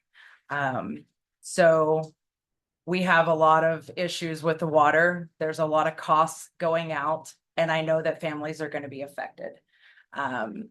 I know our city manager made the comment as well that, you know, he's a family man. He has family. And so being able to provide for those kids, to be able to have this recreation, this pool, this is a major thing for us.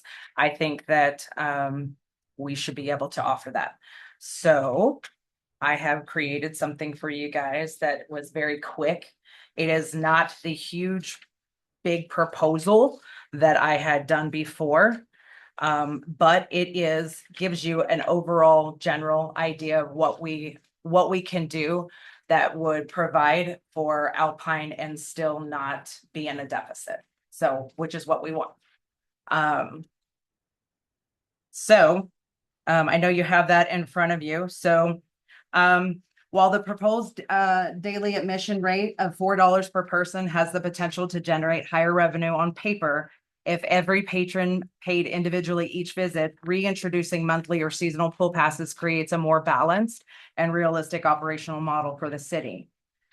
Pool passes provide guaranteed upfront and reoccurring revenue early in the season, which helps stabilize cash flow, assist with budgeting for lifeguard payroll, chemicals, utilities, maintenance, operational expenses before peak attendance even occurs. Without passes, revenue becomes entirely dependent on daily attendance, weather conditions, staffing availability, and fluctuations in public participation throughout the summer. Additionally, the previous season pass structure was significantly underpriced and did not accurately reflect the actual operational costs associated with maintaining and staffing the municipal pool. For example, under the previous structure, a family could pay a very small one-time fee for unlimited access throughout the entire season, even though the city continued to absorb increasing costs related to payroll, chemicals, utilities, all that good stuff, and safety compliance. So the prior rates did not align with the true value of unlimited seasonal access, especially with extended operating hours and increased usage of the facility. So even with the proposed monthly pass adjustments, pass holders would still receive substantial savings compared to daily admission rates throughout the season. So this proposal is not intended to evenly distribute the exact daily cost per person, but rather to create a fair and practical membership model similar to other recreation or fitness memberships. So not every pass holder will attend daily, yet the city still benefits from the stable and predictable continued family participation, or regardless of attendance fluctuations. At the same time, monthly passes encourage continued family participation by offering a more affordable option than repeated daily admission costs. So to support, I'm gonna come back to that. So when we go back to, do y'all have this in front of y'all? Just out of curiosity, you did? Yeah. Okay. So last year, our individual pass was $55. The family pass up to $5 was $85. A family pass of 5 or more is $105. So what I'm proposing is 95, 300, and 380 or 385. Is that correct? Did I do that? Is that the right one? So no, I'm sorry. No. The individual, what I'm proposing is 91, 455, and 546. So, Yeah. and instead of, I apologize. So instead of doing a large, hey, let's do a season pass, we would break this up into monthly. So just like we did the senior pass. So it would be a little bit easier for families to afford, hey, I can do this for the month, for 30 days, and they get a pass. And so another benefit too is if they have family that came into town and let's just say they're here for a month, they don't want to pay the $4 daily rate, they can buy a season pass. We got them for a month. They're still contributing. They're not here for the rest of the season. We still made money for them. And that could be with any family member. So what I'm proposing is basically this structure is based on approximately $1 per day per person. Sounds pretty low, I know, but we are still going to generate, we're going to be able to break even. So, and just with those numbers alone. So, last year, if we looked at what we only sold 3 individual passes for $55. So we had $165. Up to 5, we had 28 passes. A family of 4, we only had 4 passes sold. So our total revenue was only at $29.65. If we were to do this proposed model and we did the exact amount of what we did last year, if we change our prices the way it is right now, the individual, we can the projected total is $15,030. So that is a really good gap. So even if we're at 15,000 just on our season passes, if you looked at the proposal that I had before, you will see that that's about what we made all season long. So we're already breaking even from where we were last year, and I haven't even included the parties yet. So I haven't even included that there might actually be people that come in and just want to pay the daily rate. So in all, if you look at it as a whole, I feel like the $4 is still a great, we need to keep it at that for our daily. Not everybody's going to want to buy a pool pass. And that's okay because they're not going to spend their time in the pool. But when you look back at the survey and you see the survey of all the families and the people that are coming in and the families that are beyond just 1 or 2, the ones that are having 4, 3 and 4 and above, they're going to struggle the most. $28 a day is a lot to be able to come in. But if we were able to provide them with some kind of pass that was a discount, but allowed us to still get some kind of money out of it, I think that we can do this and make it work. And that's what we want at the end of the day, is to be able to provide. And I want to be able to have more people. When I did that proposal, I was hoping that we were at a 43 a day, an average of 43 per day. And I was hoping for 75. But if we're at a rate and we're at $4 per person, and we're really trying to get those families in here, those families are going to struggle on a daily rate. Even though we are very comparable to everybody else, that is still something unique that Alpine offers. We're able to offer those season passes. Now, granted, these season passes were underpriced for many, many, many years, but that can change. And we can try this out and see how it works. And if we need to increase it next year, that would be okay too, because we will adjust it based on how our economy is and how it works. But I do feel like if I'm wanting to reach the same amount of people, I'm still going to get a profit with these numbers.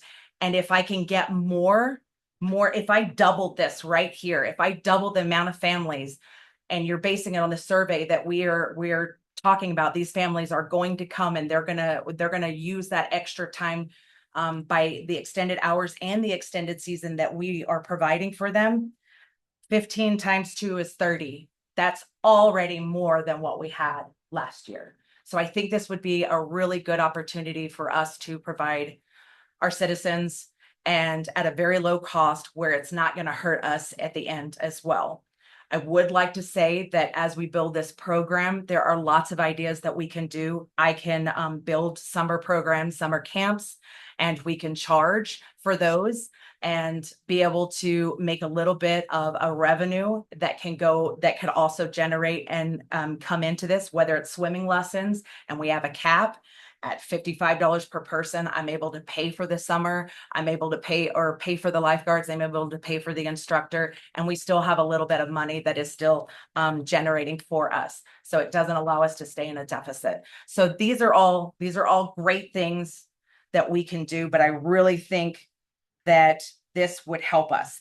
And so to move on that, I want to address the accountability and pass monitoring.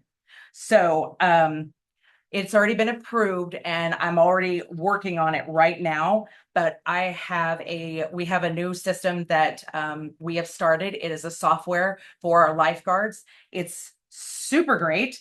I haven't implemented it yet with our lifeguards because I haven't had a chance to talk to them, have an in-service and go through it. So I'm actually looking through this software right now, trying to play with it so that I can teach our lifeguards and how it works. But with this monitoring system, it's got lifeguard scheduling. It has daily patron count tracking, chemical logs, record keeping, digital forms and reports, household and membership management, attendance, and check-in tracking. So in this beautiful system that we've got, that the lifeguards are going to be able to have on their phones, and we can have a computer that it can be generated. We're going to be able to log all of this information and keep track of it. I did see on it today, which was really neat, is that you could actually put in household profiles. So you can put in individual member, you can add their family members. You can even take their picture and it will load into it, which a lot of pools do. So you can put it in there and you can actually track who that person is with that season pass. On top of that, I would like to also just have a record keeping, which we had last year in place. I did see those forms that when anybody had season passes, their names were written down and they had the names for each member. I don't know how good that was or effective it was, because anybody can say a name and whatnot. But I think with this new system, this data, this software that we're using, we can have a double just accountability, just being able to look and make sure everybody is doing things properly. So I mean, and as you can see on the pass validation procedures, you can have the household registration. Each monthly pass would require parent guardian registration, household membership listing. You can even put emergency contact information, which is super great. I think that is a really neat thing that we could possibly provide, especially if, hey, your kid's not here, we could probably look them up in our system and I bet you we could call their parent. If we have that in there, especially if we have their card. So, and the monthly passes would be active only for the monthly period. So we could change the color if we end up doing a laminate pass that has their name on the back. Anything like that, we would change the color each month. So so that you know that it's that pass for that monthly deal. So like I said, I'm learning and evaluating the system firsthand prior so that we can implement that. But I think we have a lot of different options in order to make sure that nobody is trying to, you know, get in for free. Yes. So yes.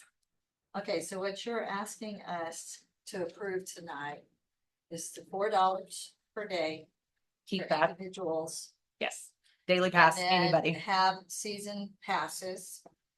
And they can pay monthly, make it more palatable. Yes. So for individual, the season pass would be $91, which is basically $1, because the pool's open theoretically 91 days. Yes, well, this season. So I mean, and if you think about it from, if we wanted to do it next year, again, we can set it to however days you want, but I'm basing it on 91 days. And that was if we were open on Memorial Day. Maybe next year, everything works out, we can do it the Memorial weekend. So, and have a big deal. We might actually get a couple more days, especially if we're extending our season. So Next year. Mhm. So $91 and asking us to approve up to 5, a family of 5, it's still $1 a day if they have 5 individuals in their family. For $455 or $150 a month, and a family of 5 plus for $546 or $100. So basically, if you buy the season pass, you're getting in for $1 a day if you go every day. yes. That's what you're saying. So that's what you're asking us to.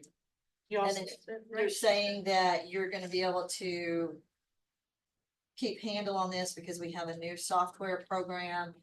So they'll have laminated cards. We could, so there was I had a couple of ideas. I mean, we could do a laminate pass card with, you know, household information, color coded, family name on the front, phone number, a number of approved household, members, change the color, additional control. We could even do hole punch or stamp cards, day of the week, just to verify active use. I mean, there's a lot of different ways that we could do this, but because I'm going to be there at least 5 days a week and on call, I know that we are going to have a good system in place to be able to monitor this. And with these prices, you're saying that we will break even. I think we're going to be more than break even. I think we're going to go beyond that because I think we're going to be able to get more families in. So this is just these numbers were just based on exactly what we had last year on the season passes. So should we get more season passes this year because they are a little bit more affordable in some ways? I think we're going to get more. We're going to generate revenue, and we're not going to be in a deficit. I don't see us going backwards whatsoever. So, and I'm at 7 lifeguards right now with a possible of 8. Again, everything is contingent on being able to have them, and we'll be able to use them if we have more people. If we have less people, during the day, you know, we're going to adjust our, you know, our coverage so that we don't have overtime. We don't have a lot. We make sure that we have the exact coverage that we need. So. Okay. And so with the additional revenue, that's to pay for extra repairs. It could be more tables, more chairs into our put it into our recreation program or the aquatic program. So we don't have a lot of chairs. If we don't have the money for the shading, we don't get those grants or whatnot. We have that money to be able to do that. Chairs is a big thing. I really want to get the shading out there. It's pretty hot. And so we have very limited coverage. And so yes, umbrellas, chairs, anything that we need. Sometimes it's even lifeguards, even if it's some of our lifeguard tools and things that they need. So uniforms aren't cheap. I did manage to save this year, which is super great on that department. So this could just be falling back into just this aquatic program altogether. So. Wanted to mention something. Just real quick, Johnny Green with Alpine Pool and Spa. One thing they brought up earlier, we need to think about also is chemical cost. Because like y'all were talking about, everything's going up. I can tell you right now, within 2 months, chemical costs are going up 25 to 30%. So those are some other factors just to kind of throw in there to think about. You know, because I don't know if in the budget, if they've actually pulled all that out of what they spent before. So this year will be a good year to start a baseline, but just remember, those costs are going up. I've already been told the same thing like y'all been told, these costs are going up. And so unless you've already bought a truckload and it's sitting out there, which is silly, you wouldn't do that, but you know, just so that's just something to think about for that extra there. It may not end up being extra, so. And again, as I said before in the previous one, we can pilot this. This can be a pilot. See how it works. If it doesn't work, we fix it, we change it. That's the beautiful part about all of this. So if things need to be adjusted, pricing, whatever, we can always change that, just like we could do the hours if we need to. Any of that could work. So again, I mean, I think that this would be a great opportunity to just see how this works so that it's not so much of a culture shock, because when we took away the season passes, it is a huge shock for a lot of the families that have three or more kids. And so, but I also have to be able to justify. So it's kind of like, I mean, I've had many people talk to me and I am so empathetic to understanding them because I am a mom and I have children and I know it's going to get very costly trying to send their kid to do something recreation for the summer. And the pool is a huge thing. It is so hot here. So they need to have something. So I'm trying to figure out a way that we can provide for them without us going under at the same time. And I really feel like this is going to be able to do it. And it's not gonna hurt us. I don't think it's gonna hurt us. And with it being a new pool, I think it's gonna generate a lot of excitement. Did you run this past Eddie? I did. You approved of, you think it's a good idea? Yes, ma'am. All right, so.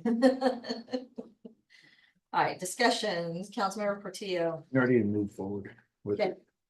Councilmember Martinez, Yeah, I like the passes. I asked you the last time about the family, you said it's a baby, get in the pool, he has to pay. So I like the And pass. please understand that when I say that, if there is an infant and you put them in the pool, my lifeguards that I'm paying might save that child's life.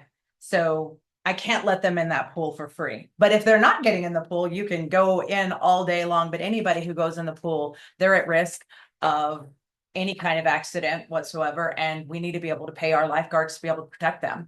And so, and me, because I'm and also something we probably don't think about with a baby, they go in with the swim diapers, but if there's a potty accident, then that shuts the pool down for a while, and extra chemicals to clean it and shock it and all of that. So, yeah. right. You may not have thought of if there's a. So, I mean, all of that costs in some way, but at least for those children, if you have an infant that is 2 and under, these passes are going to at least cover them at a pretty low cost and still be able to give something to us. Yeah, I like it. Councilmember Lucas. Councilmember Escobedo. I'm good with it. I only have one question. When you said if relatives are coming, they would fall under the family, or did I hear? They could buy their own pass.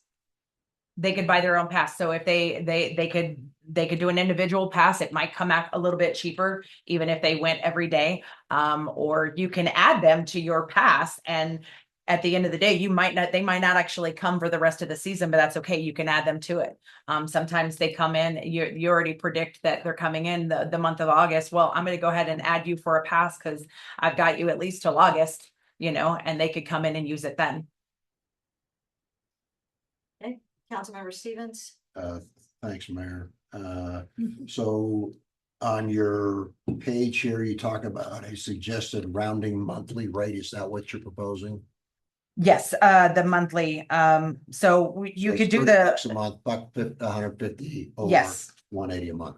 yes. Okay, so I believe we need an amendment to the proposal and I would propose that we amend the resolution to include an affirmation, the daily admission fee of $4 per person, and the addition of monthly passes for individuals to be $30 a month, for a family of 5 up to $150 a month, and for families greater than 5, $180 a month. Yes. Second. Okay. Okay, all right. So we still have a part to this. We need to do what our statement is for the opening.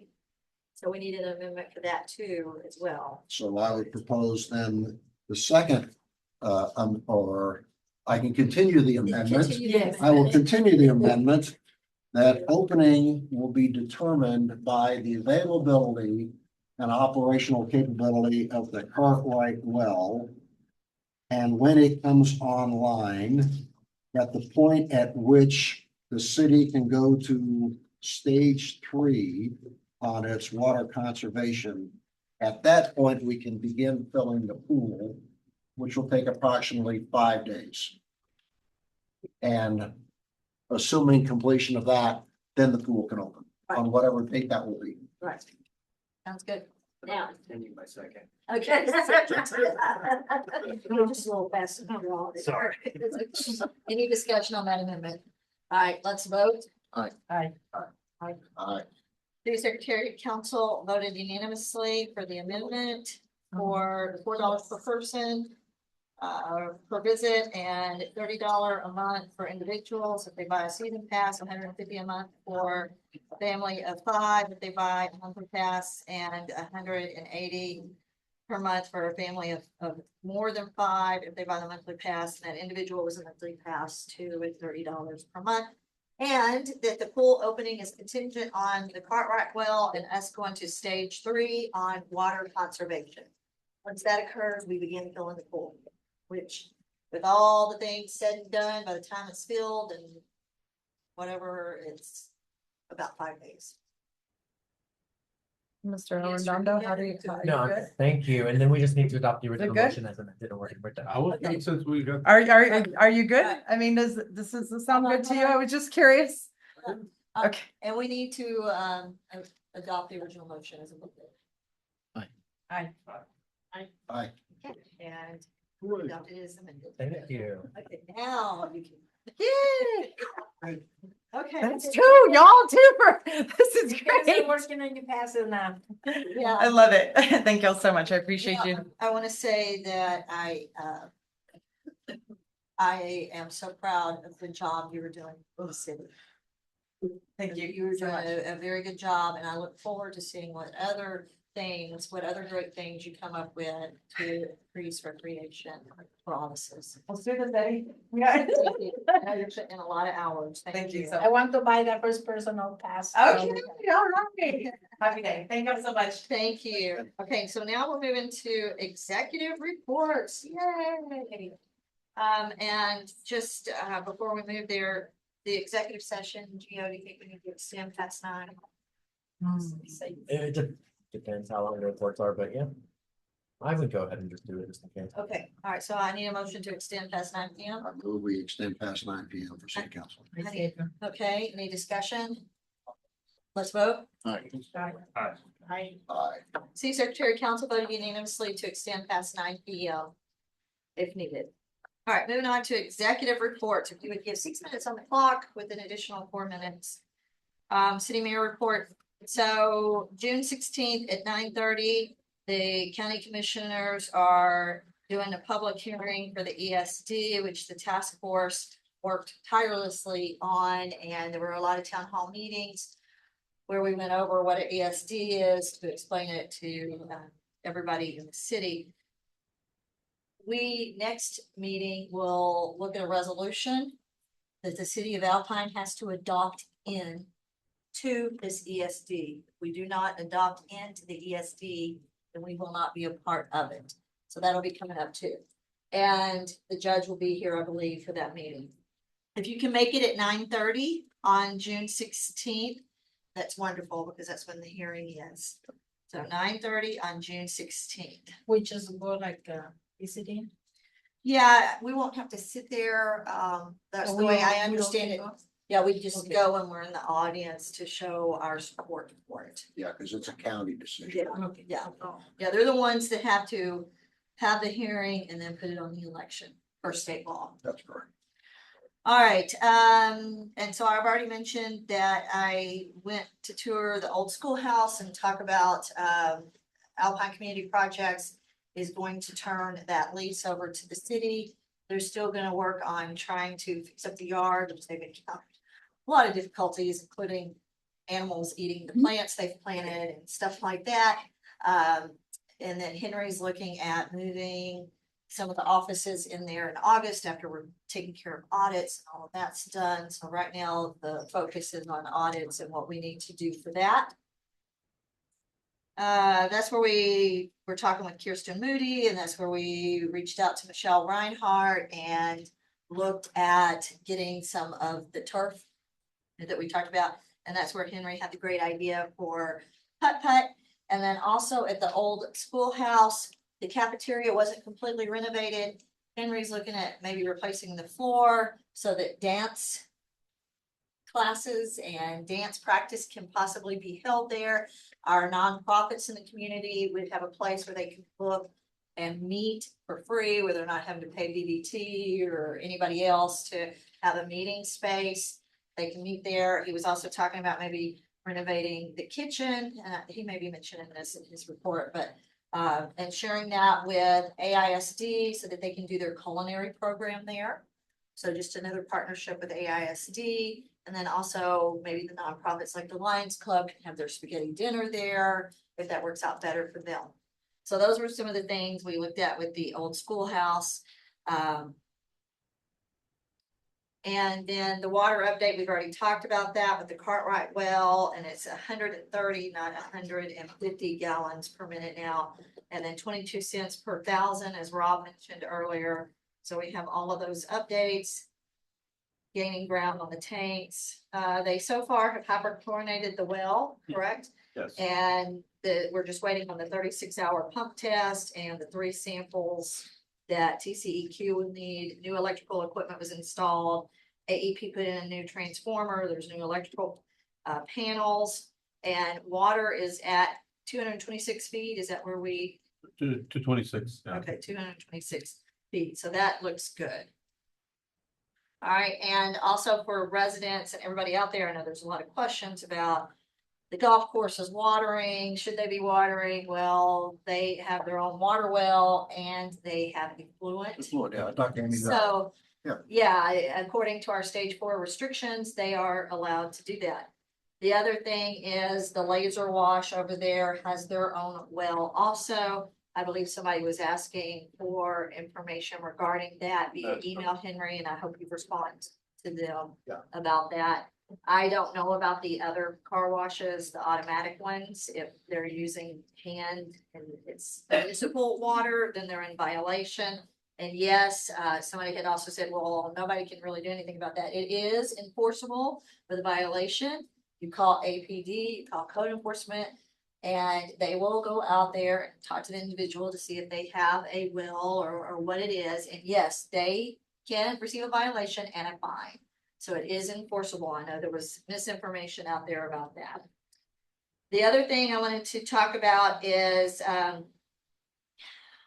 how it looks with State Bill 1851 and Ken Paxton's notice that he put out to everybody across the state that makes it look like Alpine is in violation. Alpine is not in violation. To me, this is just showboating because it is an election year. Alpine is not in violation. We knew that State Bill 1851 came across. We've talked about it numerous times, all the way back to last year. Residents, please go to the minutes of the city council meetings, which is on the city website. Go to our YouTube channels and you will see us discussing this, that we knew the audits were behind due to technical issues with the previous administration. And we did not adopt a tax rate over no new revenue. So we were not in violation of that SB 1851. If we had adopted a tax rate over no new revenue, then we would have been in violation. But this council did not do that. Our name did not deserve to be in that article where they listed, and it was alphabetical, so unfortunately, we happen to be first, where they said that we were in violation and that they were gonna take aggressive action against these cities. So I just want to clarify that. And, you know, I mean, it's old news. We knew about SB 1851. It's nothing new. And Thank you, Mayor. so, for whatever reason, Ken Paxton's office missed that fact. Anyway, I also wanted to point out, because there's misinformation out there, the city did not raise tax rates, but your rates for your house, your appraisal rates, is not just the city that is a taxing entity. It is also the county, it's the hospital district, and it's the school district. City of Alpine did not raise your tax rates. You need to look at these other entities that go into your tax bill and see what rates they adopted. If your taxes increased, it was not because of the city of Alpine. It was another entity that you were billed for. So just keep that in mind. Your appraisals are based on county, hospital district, school district, and city. All right, Cynthia. And Mayor, if I could, just because those of us that are in the business here, we're seeing this kind of across the state as to the accuracy of the list put out by the AG's office. I would point out that the AG's office also included 2 or 3 handful of entities that don't even have an ad valorem tax rate as being delinquent.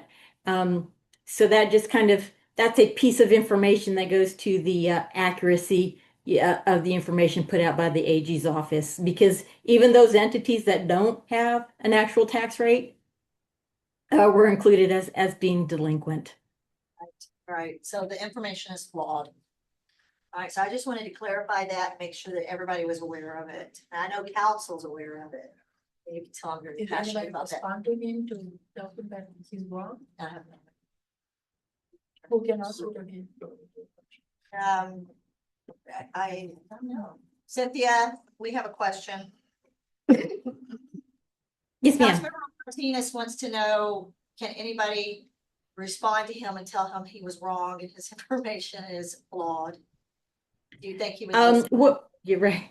What we're recommending at this point is that certainly a response can be submitted to the email address that's provided in the notice. And it's also perfectly acceptable to just kind of hold and sit on that until such time as the AG actually takes some additional actions. Yeah, we're not real sure as to the efficacy of submitting any response to that notice that they put out. Right. Okay, thank you so much.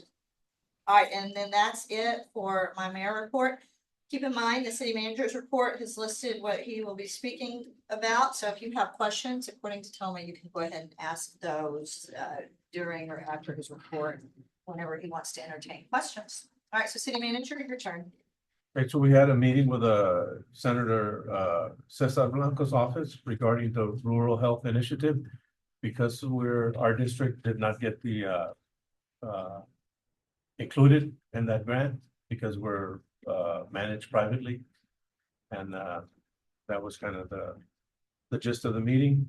And they're not gonna go back and change the rules for us.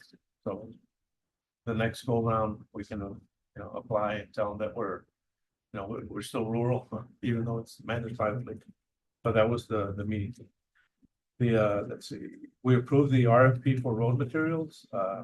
We had a representative from TML Insurance, IRR, visit City of Alpine regarding wrist loss prevention. So there's some recommendations that we'll get to share with the management team. The International City Manager Fellow, Vance Pent, spent last week with us learning about city management. So he got to tour with every department, kind of share a little bit. One good thing, he has a friend that's a professor here at Sul Ross, but one good thing that we learned is the base that he manages in California, that they store a lot of excess equipment of the military. And he says that there's a site where you can go get free equipment. So I've shared that with the judge. I've shared that with all the department managers. There's mowers for, mowing your park, stuff like that. There's ambulance. If you just think of the military is a big operation, they have excess out there. So they have the link. I shared it with the judge too, in case they have need equipment. So that was a good thing. Pool repairs updates. Well, you've heard of the liners being installed right now. Management and staff met regarding the fee schedules for fiscal year 2026-2027. So we'll bring that at a later meeting. We met with Alpine Country Club regarding the lease renewal. We had two of their board members here. Councilmember Brooks was part of the meeting, and also Gio. We had the FEMA generators first meeting with TDEM today, and we are going to require a RFQ for engineering services. So we'll put that out at the next meeting. We have the HB 500 water supply infrastructure grant meeting. So we're meeting bi-weekly with water and also finance, kind of just, see what is needed, from the compliance side, so that when we get to the deadline to apply for the grant, we're able to submit, because they said there's not going to be any waivers. If you're behind on something, you won't be able to qualify.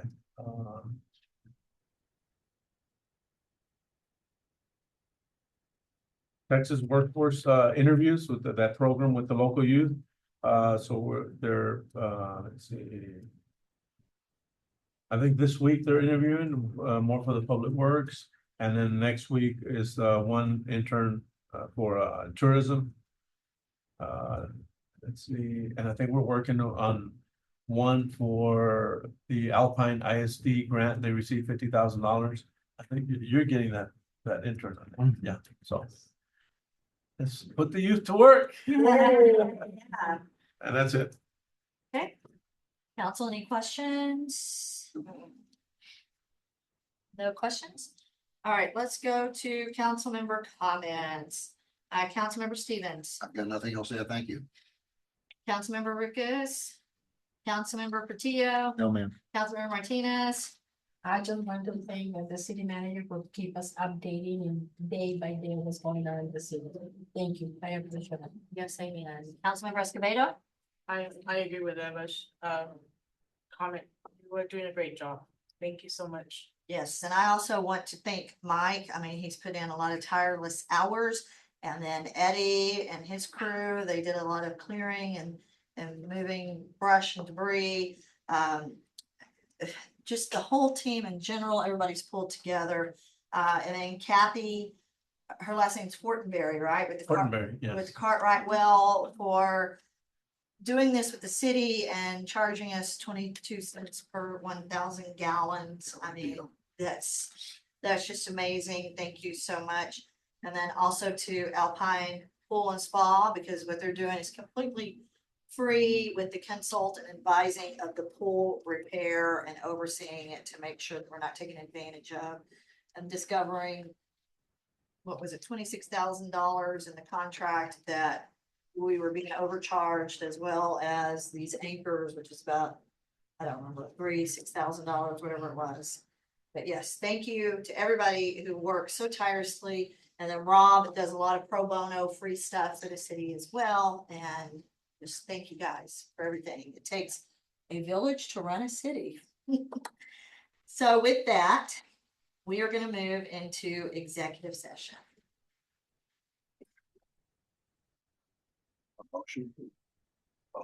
Okay. This brings me to item number 14, executive session. Pursuant to chapter 551 of the Texas Government Code, the city council reserves the right to convene into executive session from time to time as deemed necessary during this meeting for any posted agenda items or to receive advice from the attorney as permitted by law. Tonight, the city council will recess into executive session pursuant to section 551.071 of the Texas Government Code, consultation with the attorney over cause number 25485 Allen versus Brewster County, and then update on open closed session requirements. May I get a motion to recess into executive session? Move to executive session. I need a second. Second. Discussion? No. Let's vote. Aye. Aye. City Secretary Council voted unanimously to move into open set or closed session at 8:46 PM. And with that, we're gonna take a 5-minute recess. Bye, thank you guys, thank you. Have a good night. Chief, how you doing? Good. Thank you so much. Thank you so very much.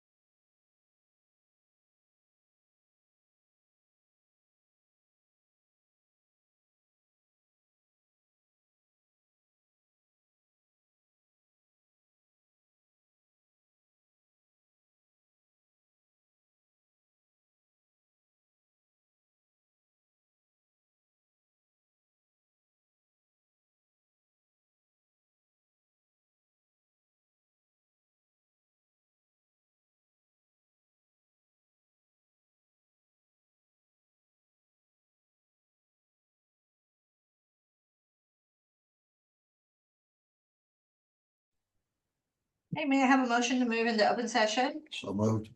I need a second. Second. Discussion? Let's vote. Aye. Aye. Aye. City Secretary, Council voted unanimously to move into open session at 9:04.